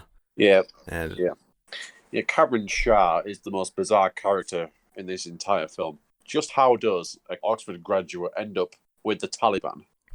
well, it's quite typical that the people from the Middle East or Afghanistan would come to study into the West and then go back. And this keyring has the fastest stun gas in the world. Immediate knockoff. But is Cameron Shah actually part of the Mujahideen? Because Bond, when he goes to visit Cameron Shah, he asks, can you make me in touch with the Mujahideen? Yeah. So, what is that? I still don't get it. Maybe it's like a Yoda moment from Empire Strikes Back. Luke Skywalker is looking for the famous rebel soldier, teacher, whatever guy, and does not realize that he's actually, standing in front of him all this time. Like, even though he has already explained that, my name is Cameron Shah, I'm the leader of the whatever super badass section of this country. Yeah, That was very intellectual, I'm sorry. Even with that out of the way. Bond, who has been a master in tying up different clues all throughout the film, all of a sudden completely fails to tie up an extremely obvious clue. Yeah, let's say it like that. And, well, You were fantastic, we're free. Kara, we're in a Russian airbase in the middle of Afghanistan. Golden lines. Yeah, in the early scripts there's a part where when they exit the base, well, Cameron is first of all still called Run Chit. They travel and continue climbing the mountains where they go. There is some observation plane looking up ahead, trying to find Bond and Kara, and they're on their way to the center of operations of Cameron Shaw. Then Koskov and Nekros examine Bond's escape point from the airbase, and Koskov orders Nekros to go get the prisoners back, dead or alive. Nekros sends like a couple of baddies to the Cameron Shaw base, actually. When it comes to this entire film, well, Bond is not yet too Americanized, like I feel is the problem sometimes with License to Kill. Less gorgeous locations, less wide opening shots, so I guess you could say that it contributes to the reality as well, or the realism, but I feel that License to Kill has moments where the cinematography and the locations are not as inspiring, and yeah, it looks like it could be a TV show on TV. Sometimes it looks like a TV show, but here The Living Daylights has a clear edge. It has more interesting location and perhaps a better cinematography. Then again, since you mentioned Bond and being Americanized, it is important to note that Bond as a character actually is extremely Americanized and has always been. How? Well, the most obvious things that come to mind like right away is, first of all, from the production standpoint. The films are being produced by Eon Productions, which is an British production house, but they are also being co-produced with MGM, which is an American company. And Bond himself, in my opinion, really does not that often showcase British nationalism in any real way, outside of the fact that it is often stated that he's a British secret agent, he works for MI6, and the fact that the films themselves open in Britain. Bond himself does not have any kind of a noticeable thick British accent. He doesn't speak in thick Cockney or anything like that. His word values and worldview is kind of very American. He supports capitalism and opposes communism. He joins Taliban just like Rambo does. For fuck's sake, in Bond films, if Bond drinks tea, it is because the bad guys are offering it to him. Bond himself actually prefers black coffee, which once again is more American drink. And I'm not trying to say that every single person in Britain likes and drinks gallons of tea, obviously not. But in many ways, James Bond acts so open-worldly. He's so cosmopolite in his actions that the character kind of ceases to be purely 100% British, and he becomes this British-American hybrid, which is very much American. Because the look of the films is different. Maybe it's down to the accents that we hear throughout the film. Some jokes, some originality, because they look like James Bond films. And there's something to that. Especially still these late 80s James Bond films look like actual James Bond films. But once you start to get your baddie as someone who has an American accent, you have a big role for Felix Leiter who has an American accent, you go to the Americas to do a bunch of action. And it's the same problem with Diamonds Are Forever, which spends a hell of a lot of time in Las Vegas. And Baja, I don't own anything at Baja, but yeah, I think Bond shouldn't go to Las Vegas or spend extended periods of time in the Americas, because we've seen that millions of times. I think it is British, you know. It's created by Ian Fleming, who was a British author. Problem solved. Goodbye, Henrik. It features British cars, such as the Aston Martin. Every James Bond typically has a really good British accent. So, of course it is, you know. He jokes like British. He can actually dress. It's a very British dress sense too, you know, and kind of British humour. But to me, I don't pick up anything else except the fact that Ian Fleming was British author and the fact that he works for MI6. Like, I don't pick or I don't recognize the accent that strongly. I kind of see how he dresses himself up. I see that more universal. And I don't find that British humor in the films. I find very open and very universal humor in Bond films. Certainly the later Bond films like Daniel Craig era or even Pierce Brosnan era, it starts to get more and more Americanized. Like in everything, it's more formalized. It has less and less of this, like a family doing together this production, this that belongs to us, and it's more like any other action flick really, except there's Bond. I don't know. I'm not saying that you're wrong. Like I'm free to admit that I might be the one who is in wrong here. By all means, I simply when I look at Bond films, I don't see that shift.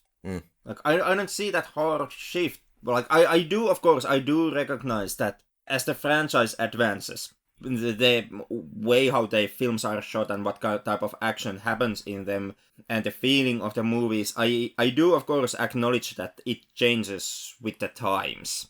Like Pierce Brosnan Bond films are very different from Sean Connery or even Timothy Dalton Bond films in every way, in the way how what type of action beats there are and how the action is portrayed and all of these ways. But I don't. I myself, I don't see them becoming more American in that point. Like I don't see there this gap that Timothy Dalton era still was very British spy filming, and then with Pierce Brosnan it would have become Americanized. No, I'm talking about License to Kill, where it definitely seems like something that you could see. Like, I don't know, what do you fucking call it? Maybe Miami Vice episode or something. Some kind of a beach titties episode in the late 80s. Yeah, hard for me to say yet about how television series, if that is even a word, the License to Kill feels like when we approach it in the podcast. Yeah, I haven't given it yet that hard look that. Yeah. I remember it being kind of very much on the same vein and very much the same type of film in its essence than basically what the franchise has been up until that film. Okay, we are in Cameron's quarters.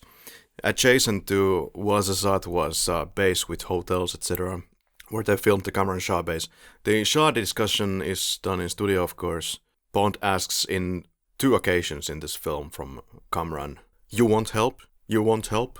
"No, he won't help you."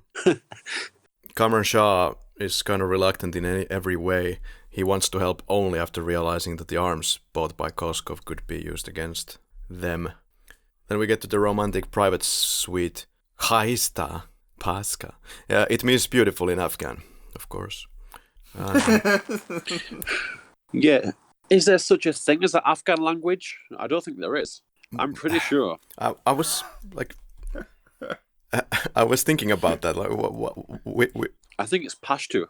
What the hell is the language that he's talking about? It's Afghan. It's the language that is being spoken by Afghans in Afghan. Okay. Oh well. Bond makes it sound simple. Well, I mean, if it's not Pashto, which it most likely then is not, because Bond states that it's Afghan.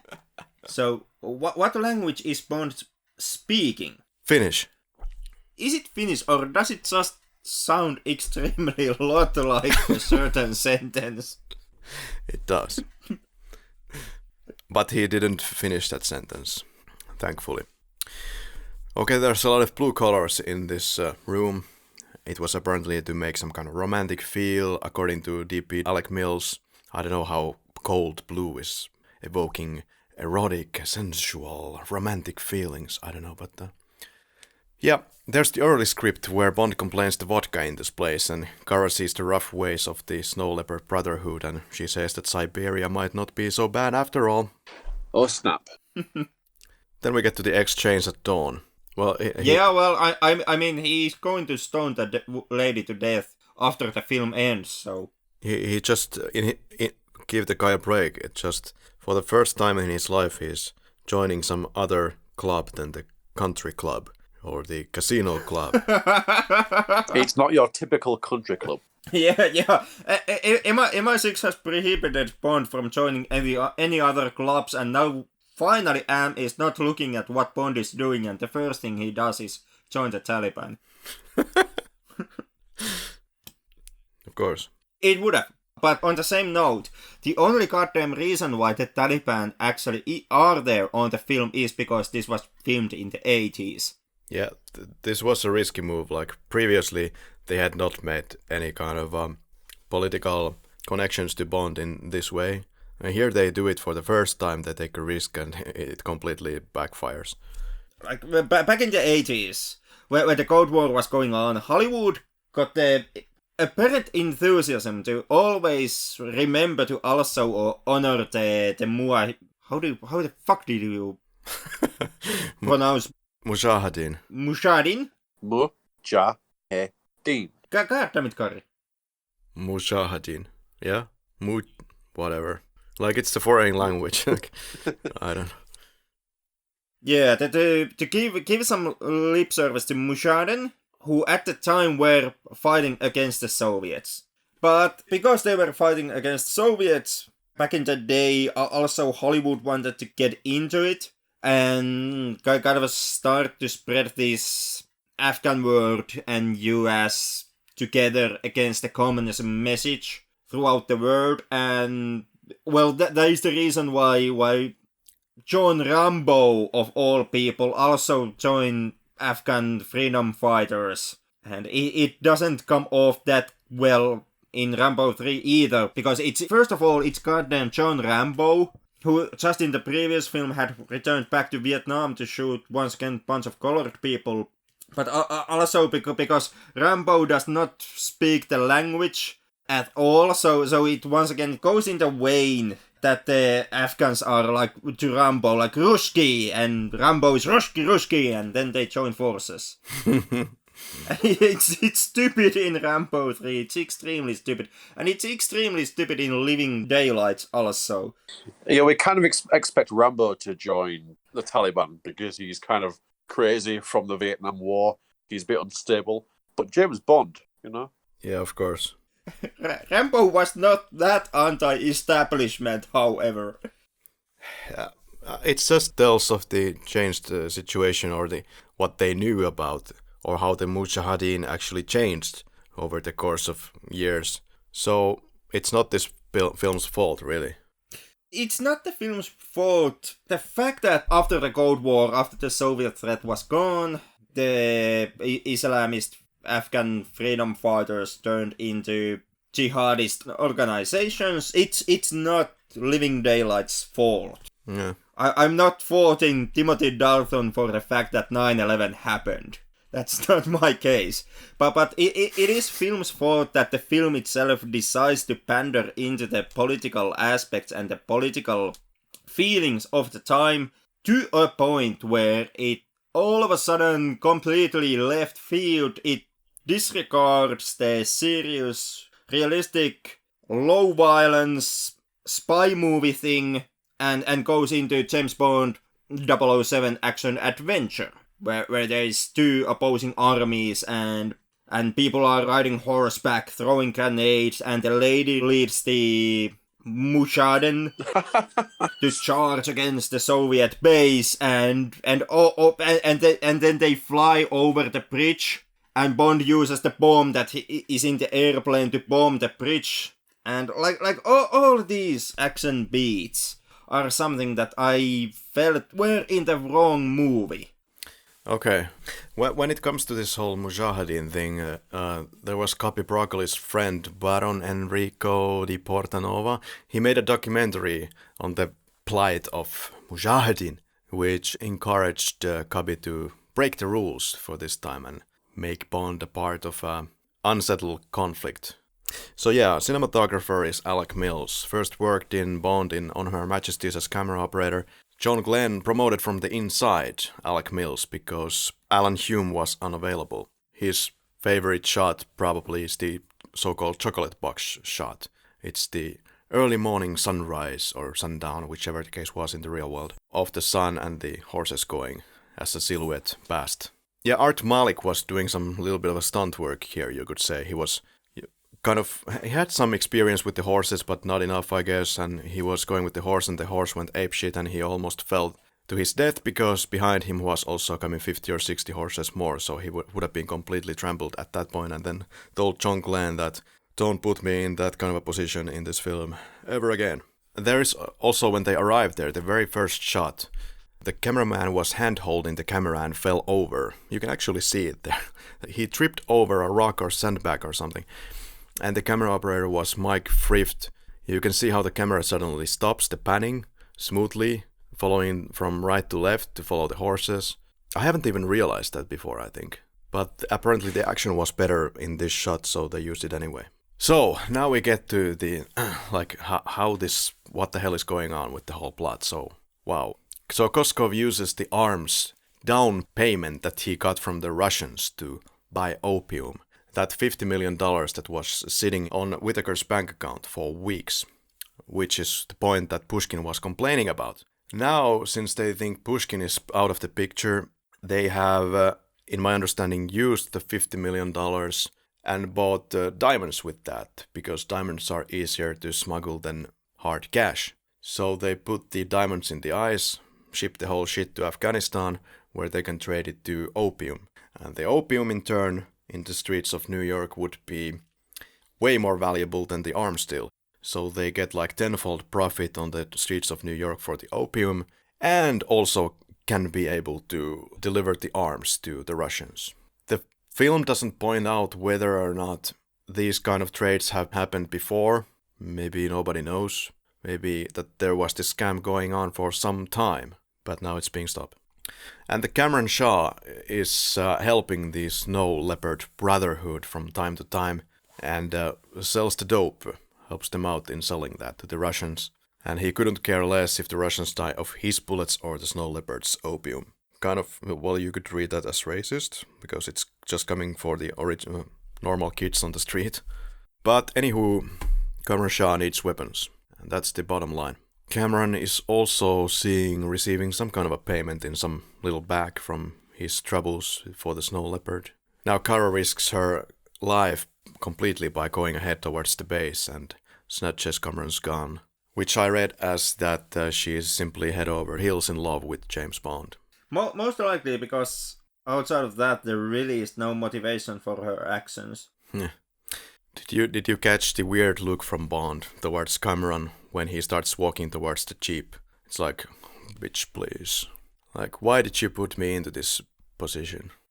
One has to wonder how they're going to smuggle the opium, because these bags are fooling no one at the border inspection.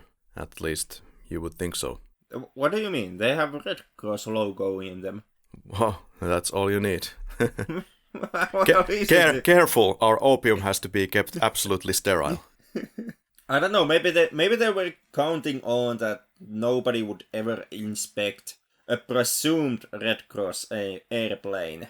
Like maybe the whole plan on how to get the opium across the borders was, hanging on that.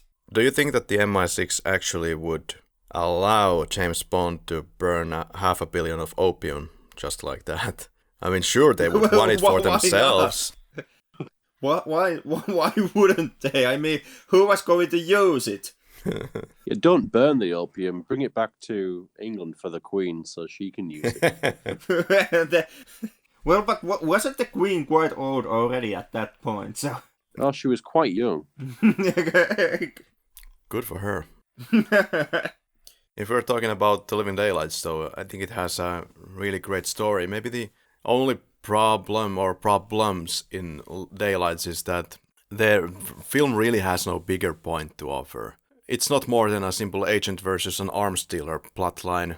There are no big life lessons or anything like that, but of course one could argue that that's never been with Bond. Perhaps, yeah, but the film could have been more personal. I guess that the point goes to the baddie. We don't really have a strong baddie in this film. Yeah. But certainly this is fixed in the next film. And Dalton still smiles in this film. I think he could have done it a little bit more in License to Kill.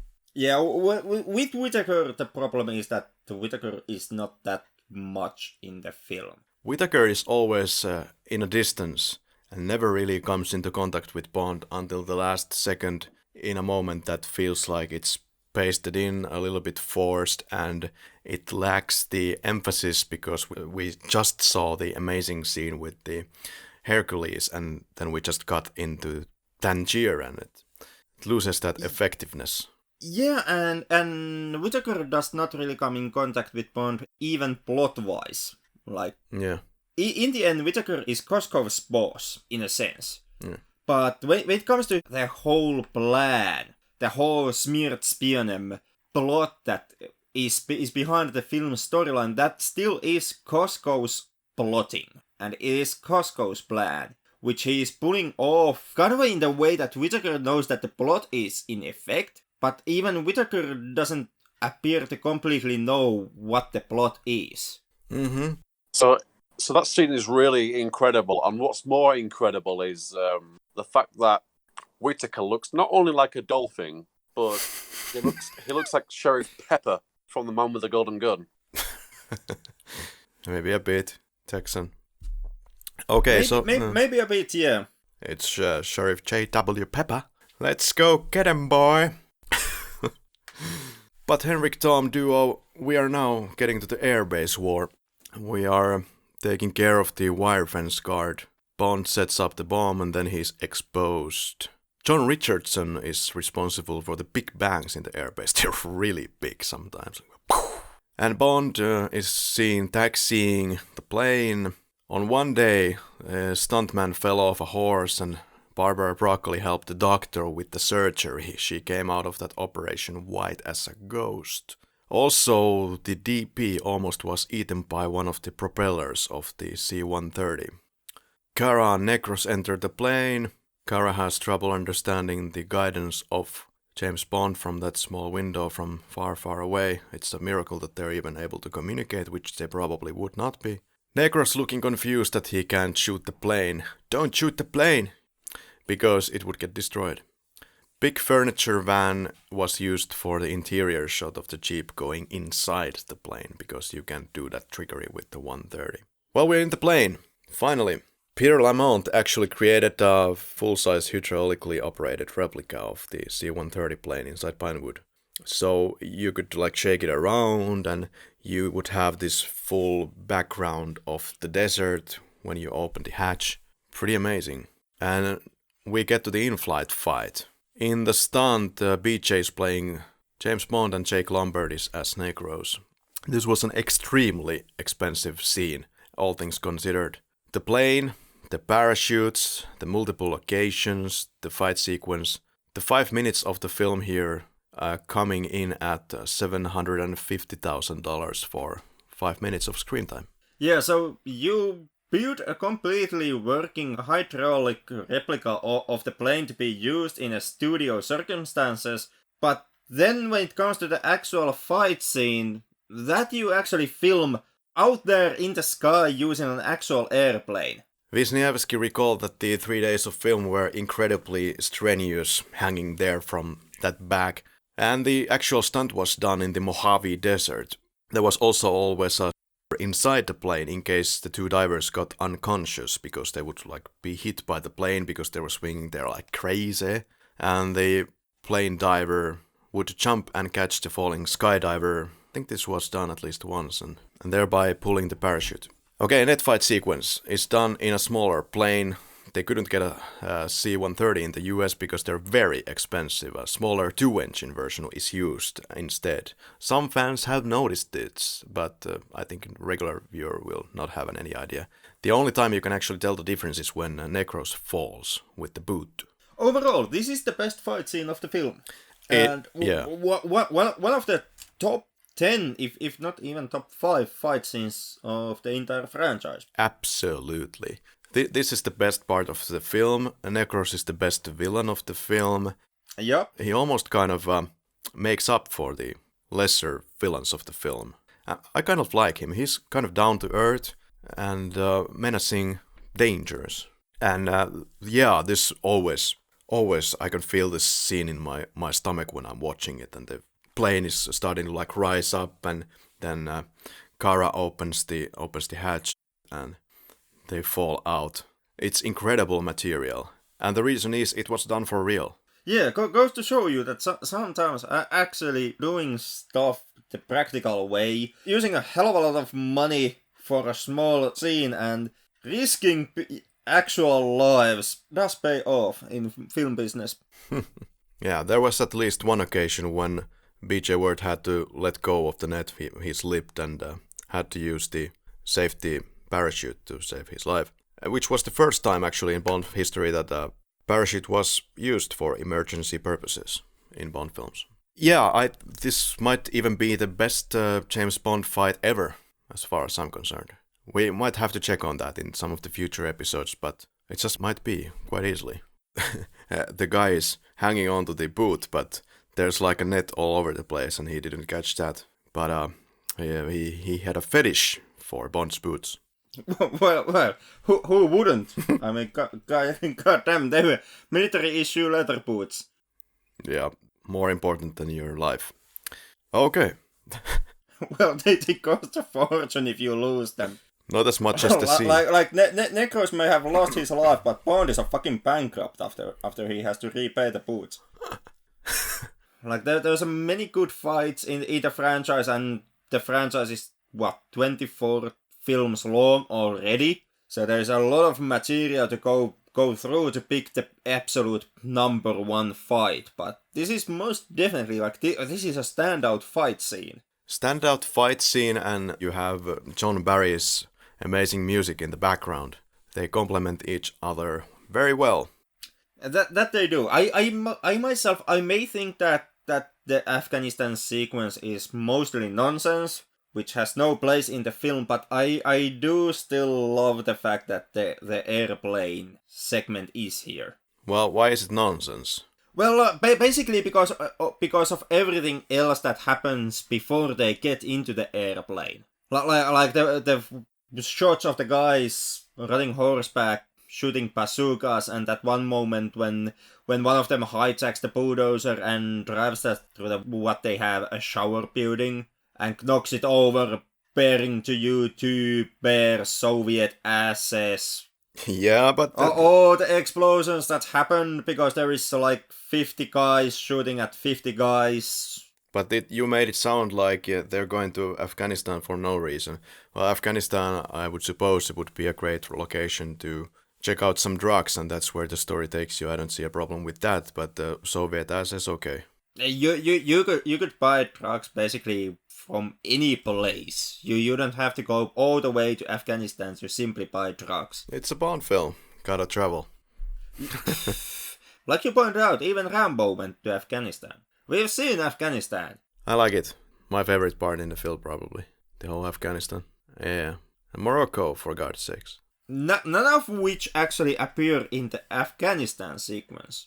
You have bunch of Soviets and bunch of hairy men, and you have sand dunes, and between those you have only one Soviet base, which gets blown up. This was actually an operational airport, which was in use, so there were a couple of flights every day, and there was a moment when the crew was preparing their arms, all kinds of stuff for the filming, and there was a plane landing on the airport, and the occupants of that plane were horrified of what they were seeing, like some fire and people running around or whatever the case was.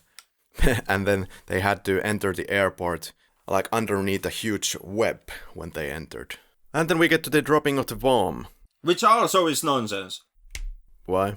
Well, basically because in your serious and realistic spy film you have a sequence where they fly over a bridge and Bond drops off a bomb to blow up the bridge. It's kind of a far removed from what the film opened up with, the nightly sniper scene. Yes. This is once again some John Rambo in Afghanistan bullshit. Nah, it's fine. I just kind of felt that it was a bit out of place because it was not established before. First of all, that there's a bridge. We see a little bit in the film that they're struggling at the bridge, and there are some tanks coming, as the script explains.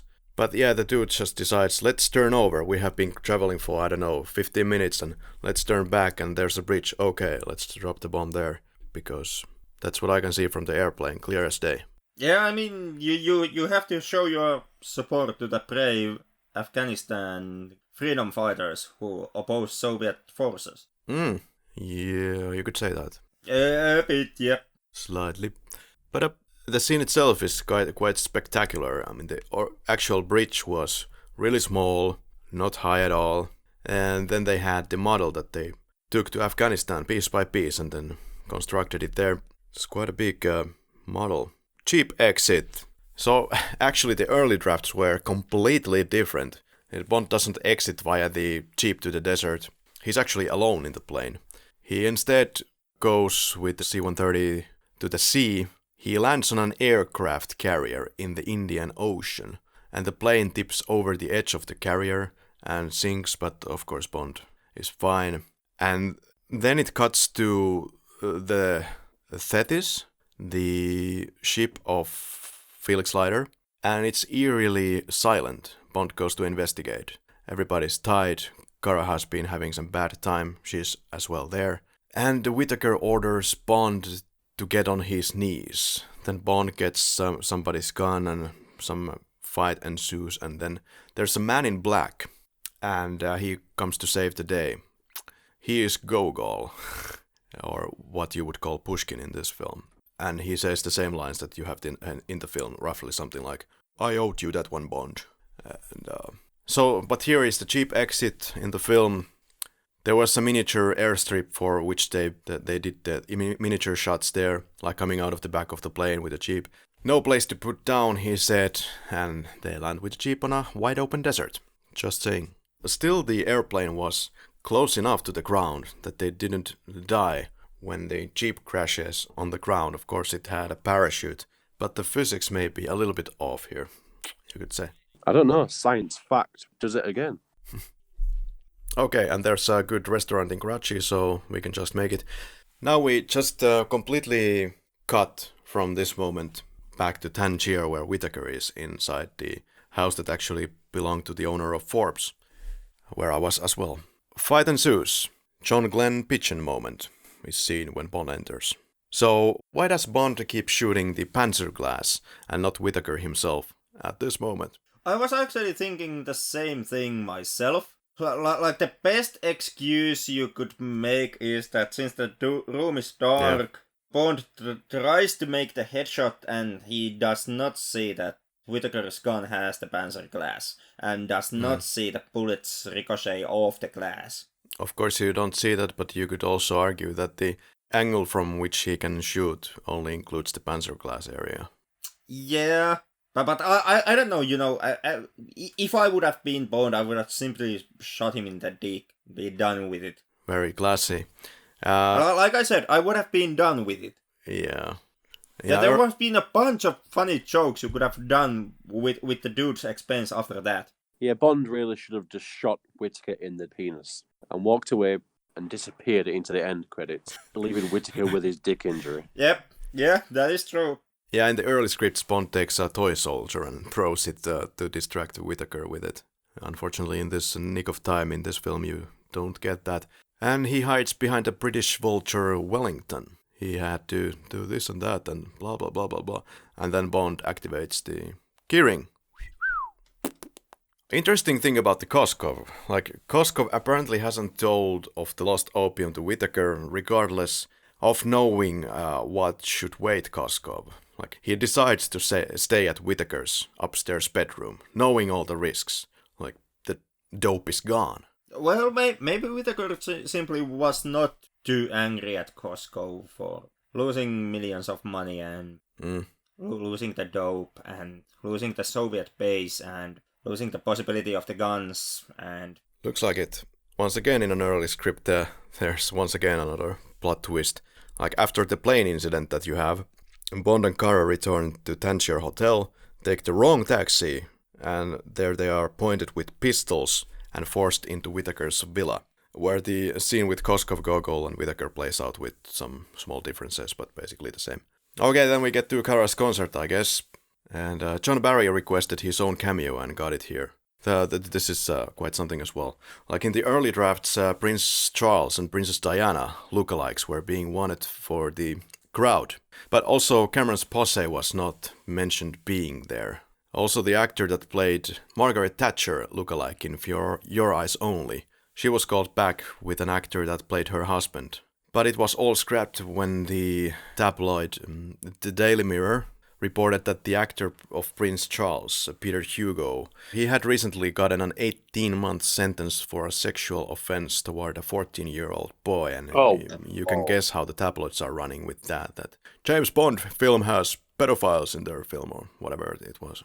Kara goes to her room, and well, you notice that Bond has destroyed the keyring at Whittaker's, and he seems to have another one handy for the final scene. In the early drafts, Kara tells Bond, "Goodbye, James," and that she has to leave on a world tour for 6 months. And then Bond quips, quote, "I've lost out to girls before, but never to a cello." But they still have until Sunday evening to enjoy themselves. Wow. And Kara takes off Bond's shirt, which doesn't happen here. It's just the O. James, which has survived for some reason all the drafts of this script. I did not know that. Personally, I really like the character of Kara, because I don't think she's stupid in any way, really. I think she's just really innocent, hasn't have a lot of experience with the big world where Bond suddenly pulls her into. I think she's extremely beautiful. I think she has like a genuine relationship going on with James Bond. There's phases of true affection between one another, especially from Maryam d'Abo's side. And this is the best Bond girl, at least since Diana Rigg, script-wise, and this is my favorite Bond girl, pretty much. But I heard that Tom Frankland was less impressed. No, that's not true. You said that she's really annoying. Not true. Oh, you didn't? Let me just check that. Yeah, and I was like, oh boy, this is gonna be another battle in the episode. You can check your file cabinet. You keep chat logs. Track of everything. That's why you need Signal and disappearing messages. Oh, yeah, true. Yeah. So, are you going to dig deep and discover something I said 20 years ago and use it against me? Yeah. Loading.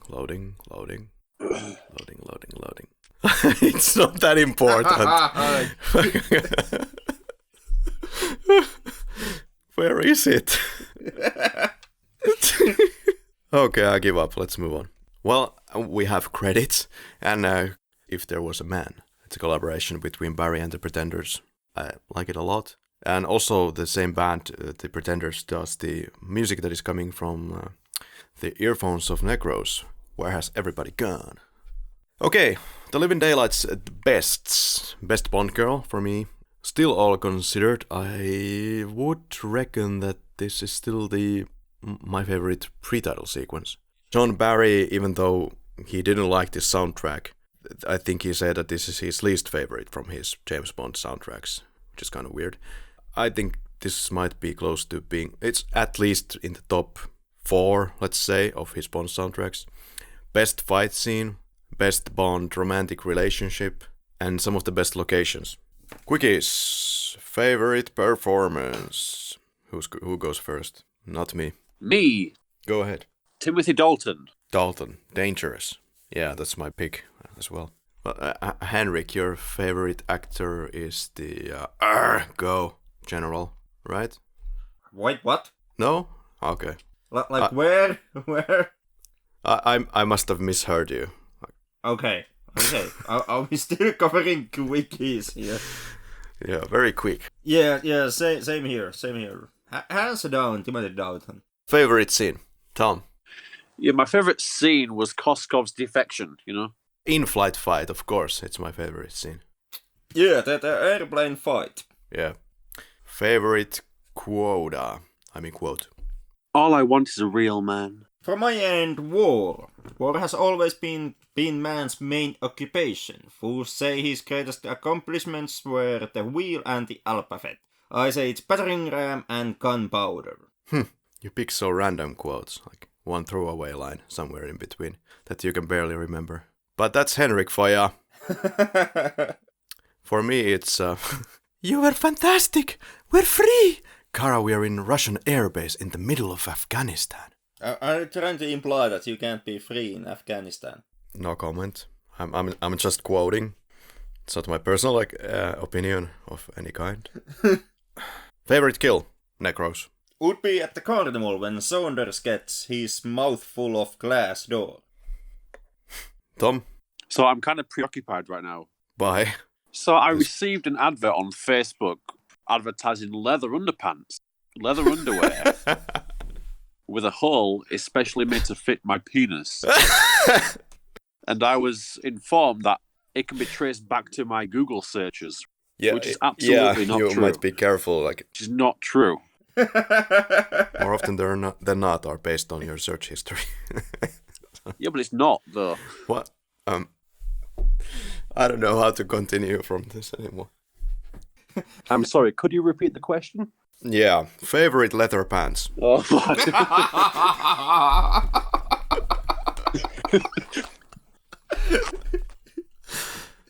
You know, I have read an article that claims that Facebook these days, because of the algorithm, it knows you better than you know yourself. So... Favorite kill, Tom? Holding onto the boot of dangerous Dalton. Yeah, we have some new quickies here as a landmine for you. It's another question if you will comply and follow my lead. Well, anyway, is Maryam Dabou the hottest Bond girl that has ever existed? Henrik? No. Tom? Yeah. Is she? Woo! Yeah. First shot that comes to mind. Necros and his boot. The big heart in the ice locker. Which shot best exemplifies this film? Necros and his boot. Oh, I would say it's the two where Soviet asses. Okay. So that's what you would put in a poster. Okay. Yep. Wow. Yep. I like in the upper half of the poster there would be a 007 in a huge lettering, and then there would be a major image of the shower scene and those two asses. Like, if possible, I would even, kind of crop the image again and take this extreme close-up just on those asses, and underneath them would be Timothy Dalton. He's James Bond. And Tom? It would have to be Koskov's defection. That scene, and the shot taken of him, because it really sets the whole film up. Favorite shot? Necros and his boot. What the fuck? You are coming up with new quickies there, you daft bastard. Yeah. Would have to be Dalton hanging off the back of the plane in Afghanistan. Henrik? Most likely the Soviet asses. Like, that is poster-worthy material. I was a bit shocked as a kid when I saw that. Okay. Woo. Favorite's hot. Go fuck yourself. I would say most definitely Kara, what's her name? Yeah, Maryam Dabou. Yeah, most definitely not her. No. Tom? My favorite hot is the girl.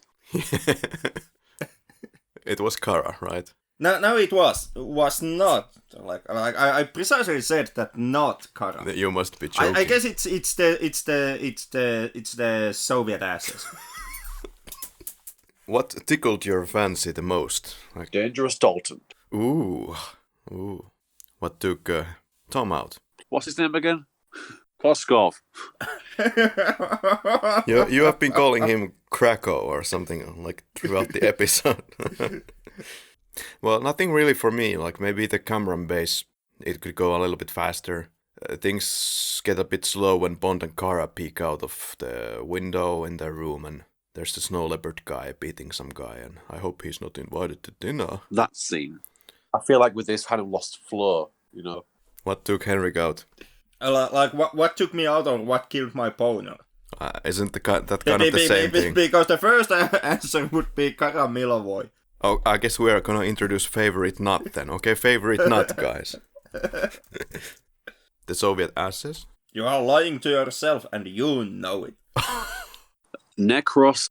Oh, but isn't he kind of lean and mean and tasty? What the fuck is going on? What's happening to this podcast? Well, the simple answer is tired Karri is happening to this podcast. But... What pulled me in? Everything else, really. Like, of course, Kara and the multilayered plot, the constant backstabbing. It's like a real investigative agent adventure of the old times a bit until, it gets a little bit explodey-ish. But that's okay. It's still more grounded than Roger Moore, much more. But in-flight fight most definitely pulled me in. Hey, I'm not the only one answering these questions here. You are at this point. To me, it's the nighttime sniper scene when Bond is using the rifle to zoom in into some Soviet asses. And Tom? Well, the Taliban made an impression on me. The great connection between James Bond and the cello girl. And she was a great actor, What told you to pull in? Leather underwear. Reveal your darkest secrets. Yeah, admit nothing. Scissors of sacrilege. What would you change in the film? I would ditch Krabbé and employ a Russian actor to play the role of Koskov. What? I wouldn't really. No, I wouldn't really change anything personally. I thought the ice chase was a bit goofy. I seriously wasn't in a lack of action, and I thought the movie went by really fast. Yeah, I would have an answer to this question, but I know already for certain. For the previous time I put this stunt, that Karri will simply be censoring my whatever I may have to say about certain conspiracy. Yep, for sure. You really know you're watching The Living Daylights. When you join the Taliban. Basically. Well, you really know you've been watching the film when you next time take a holiday to the Mojave Desert and prefer to skydive holding on to a boot.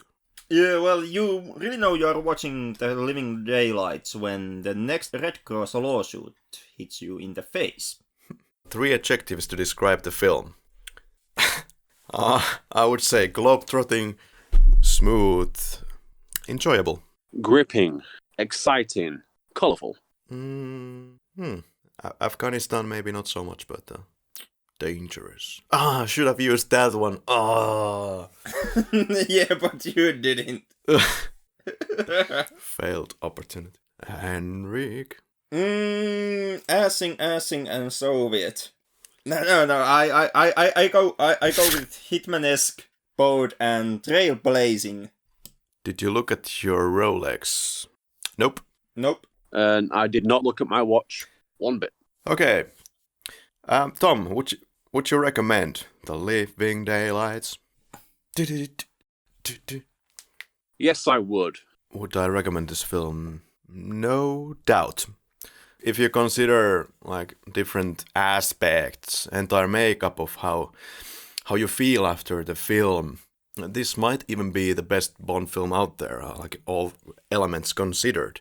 I mean, it has a lot of flaws. It's not perfect by any stretch of imagination, but it just might be the best package after all. It has everything. It has gadgets, sneaking, investigations, backstabbing, jailbreak, ass, and incredible fight aboard Hercules. The only thing that clearly we have noted here is the lack of better villains. But I'm not sure if that's so big of a deal. This is trying to be more realistic, so they're not so out of this world in this time. That's fine. Necros is great, but yeah. But it's not a big problem. It's a spectacular flight, and the end fight with Whittaker seems a little forced. It's a bit pasted in, underwhelming. But those are the biggest issues of the film. I can live with that. Recommendation. Henrik is checking out asses. Yeah. Where were we? Would you recommend TLD? Nah. Whoa, what? No, I would recommend. Yay. I'm not certain if I agree with Karri this being the best Bond film ever, out of all of them, but it still is pretty damn solid package. Yeah, it's not super inspiring, but I feel it's the best package overall. After watching it, you don't feel like that was a little bit awkward, that was a little bit shit. Okay, Ice Chase, well, yeah, we can forget that. Yeah, that and the Afghanistan. Come on, it's asses. Yeah. With that, since you reminded me of the asses, I have to cross this Afghanistan for twice. So yeah, double strike for Afghanistan. Anything to add at this point? I mean, we've been going on for a solid 4 hours, 46 minutes. Yeah, and whose fault is that? I don't know. Okay, guess that's the Living Daylights, finally.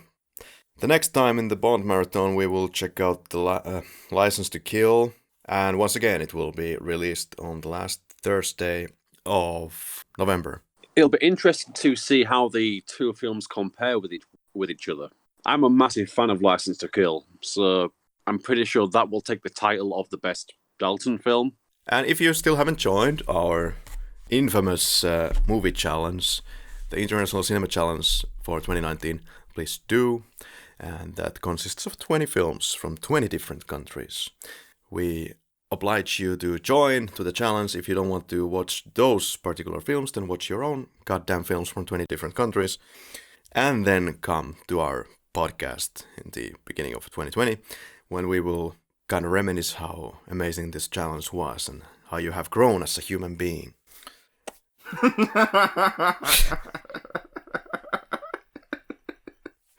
And wasted countless of hours and dollars. Facebook, Twitter, Instagram and YouTube are the places where you can find us.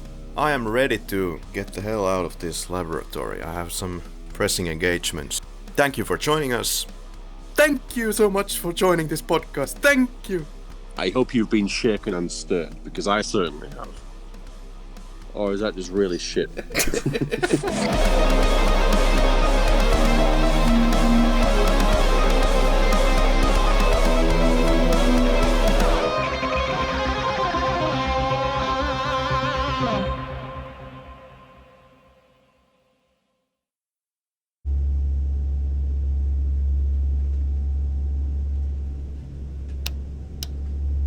What's the matter? We're losing fuel and fast. I just hope we can make Pakistan. There's no place to put down the flying laboratory. Go in the back! Get in the jeep! Quickly!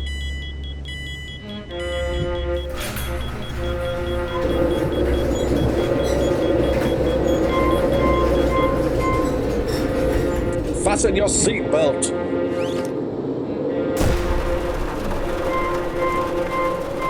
Hold on!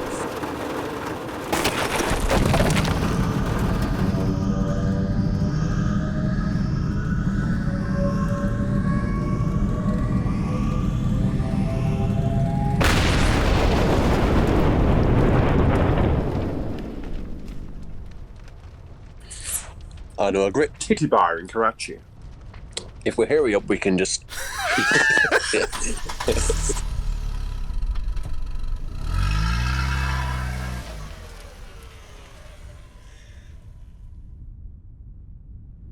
Bad accident back there.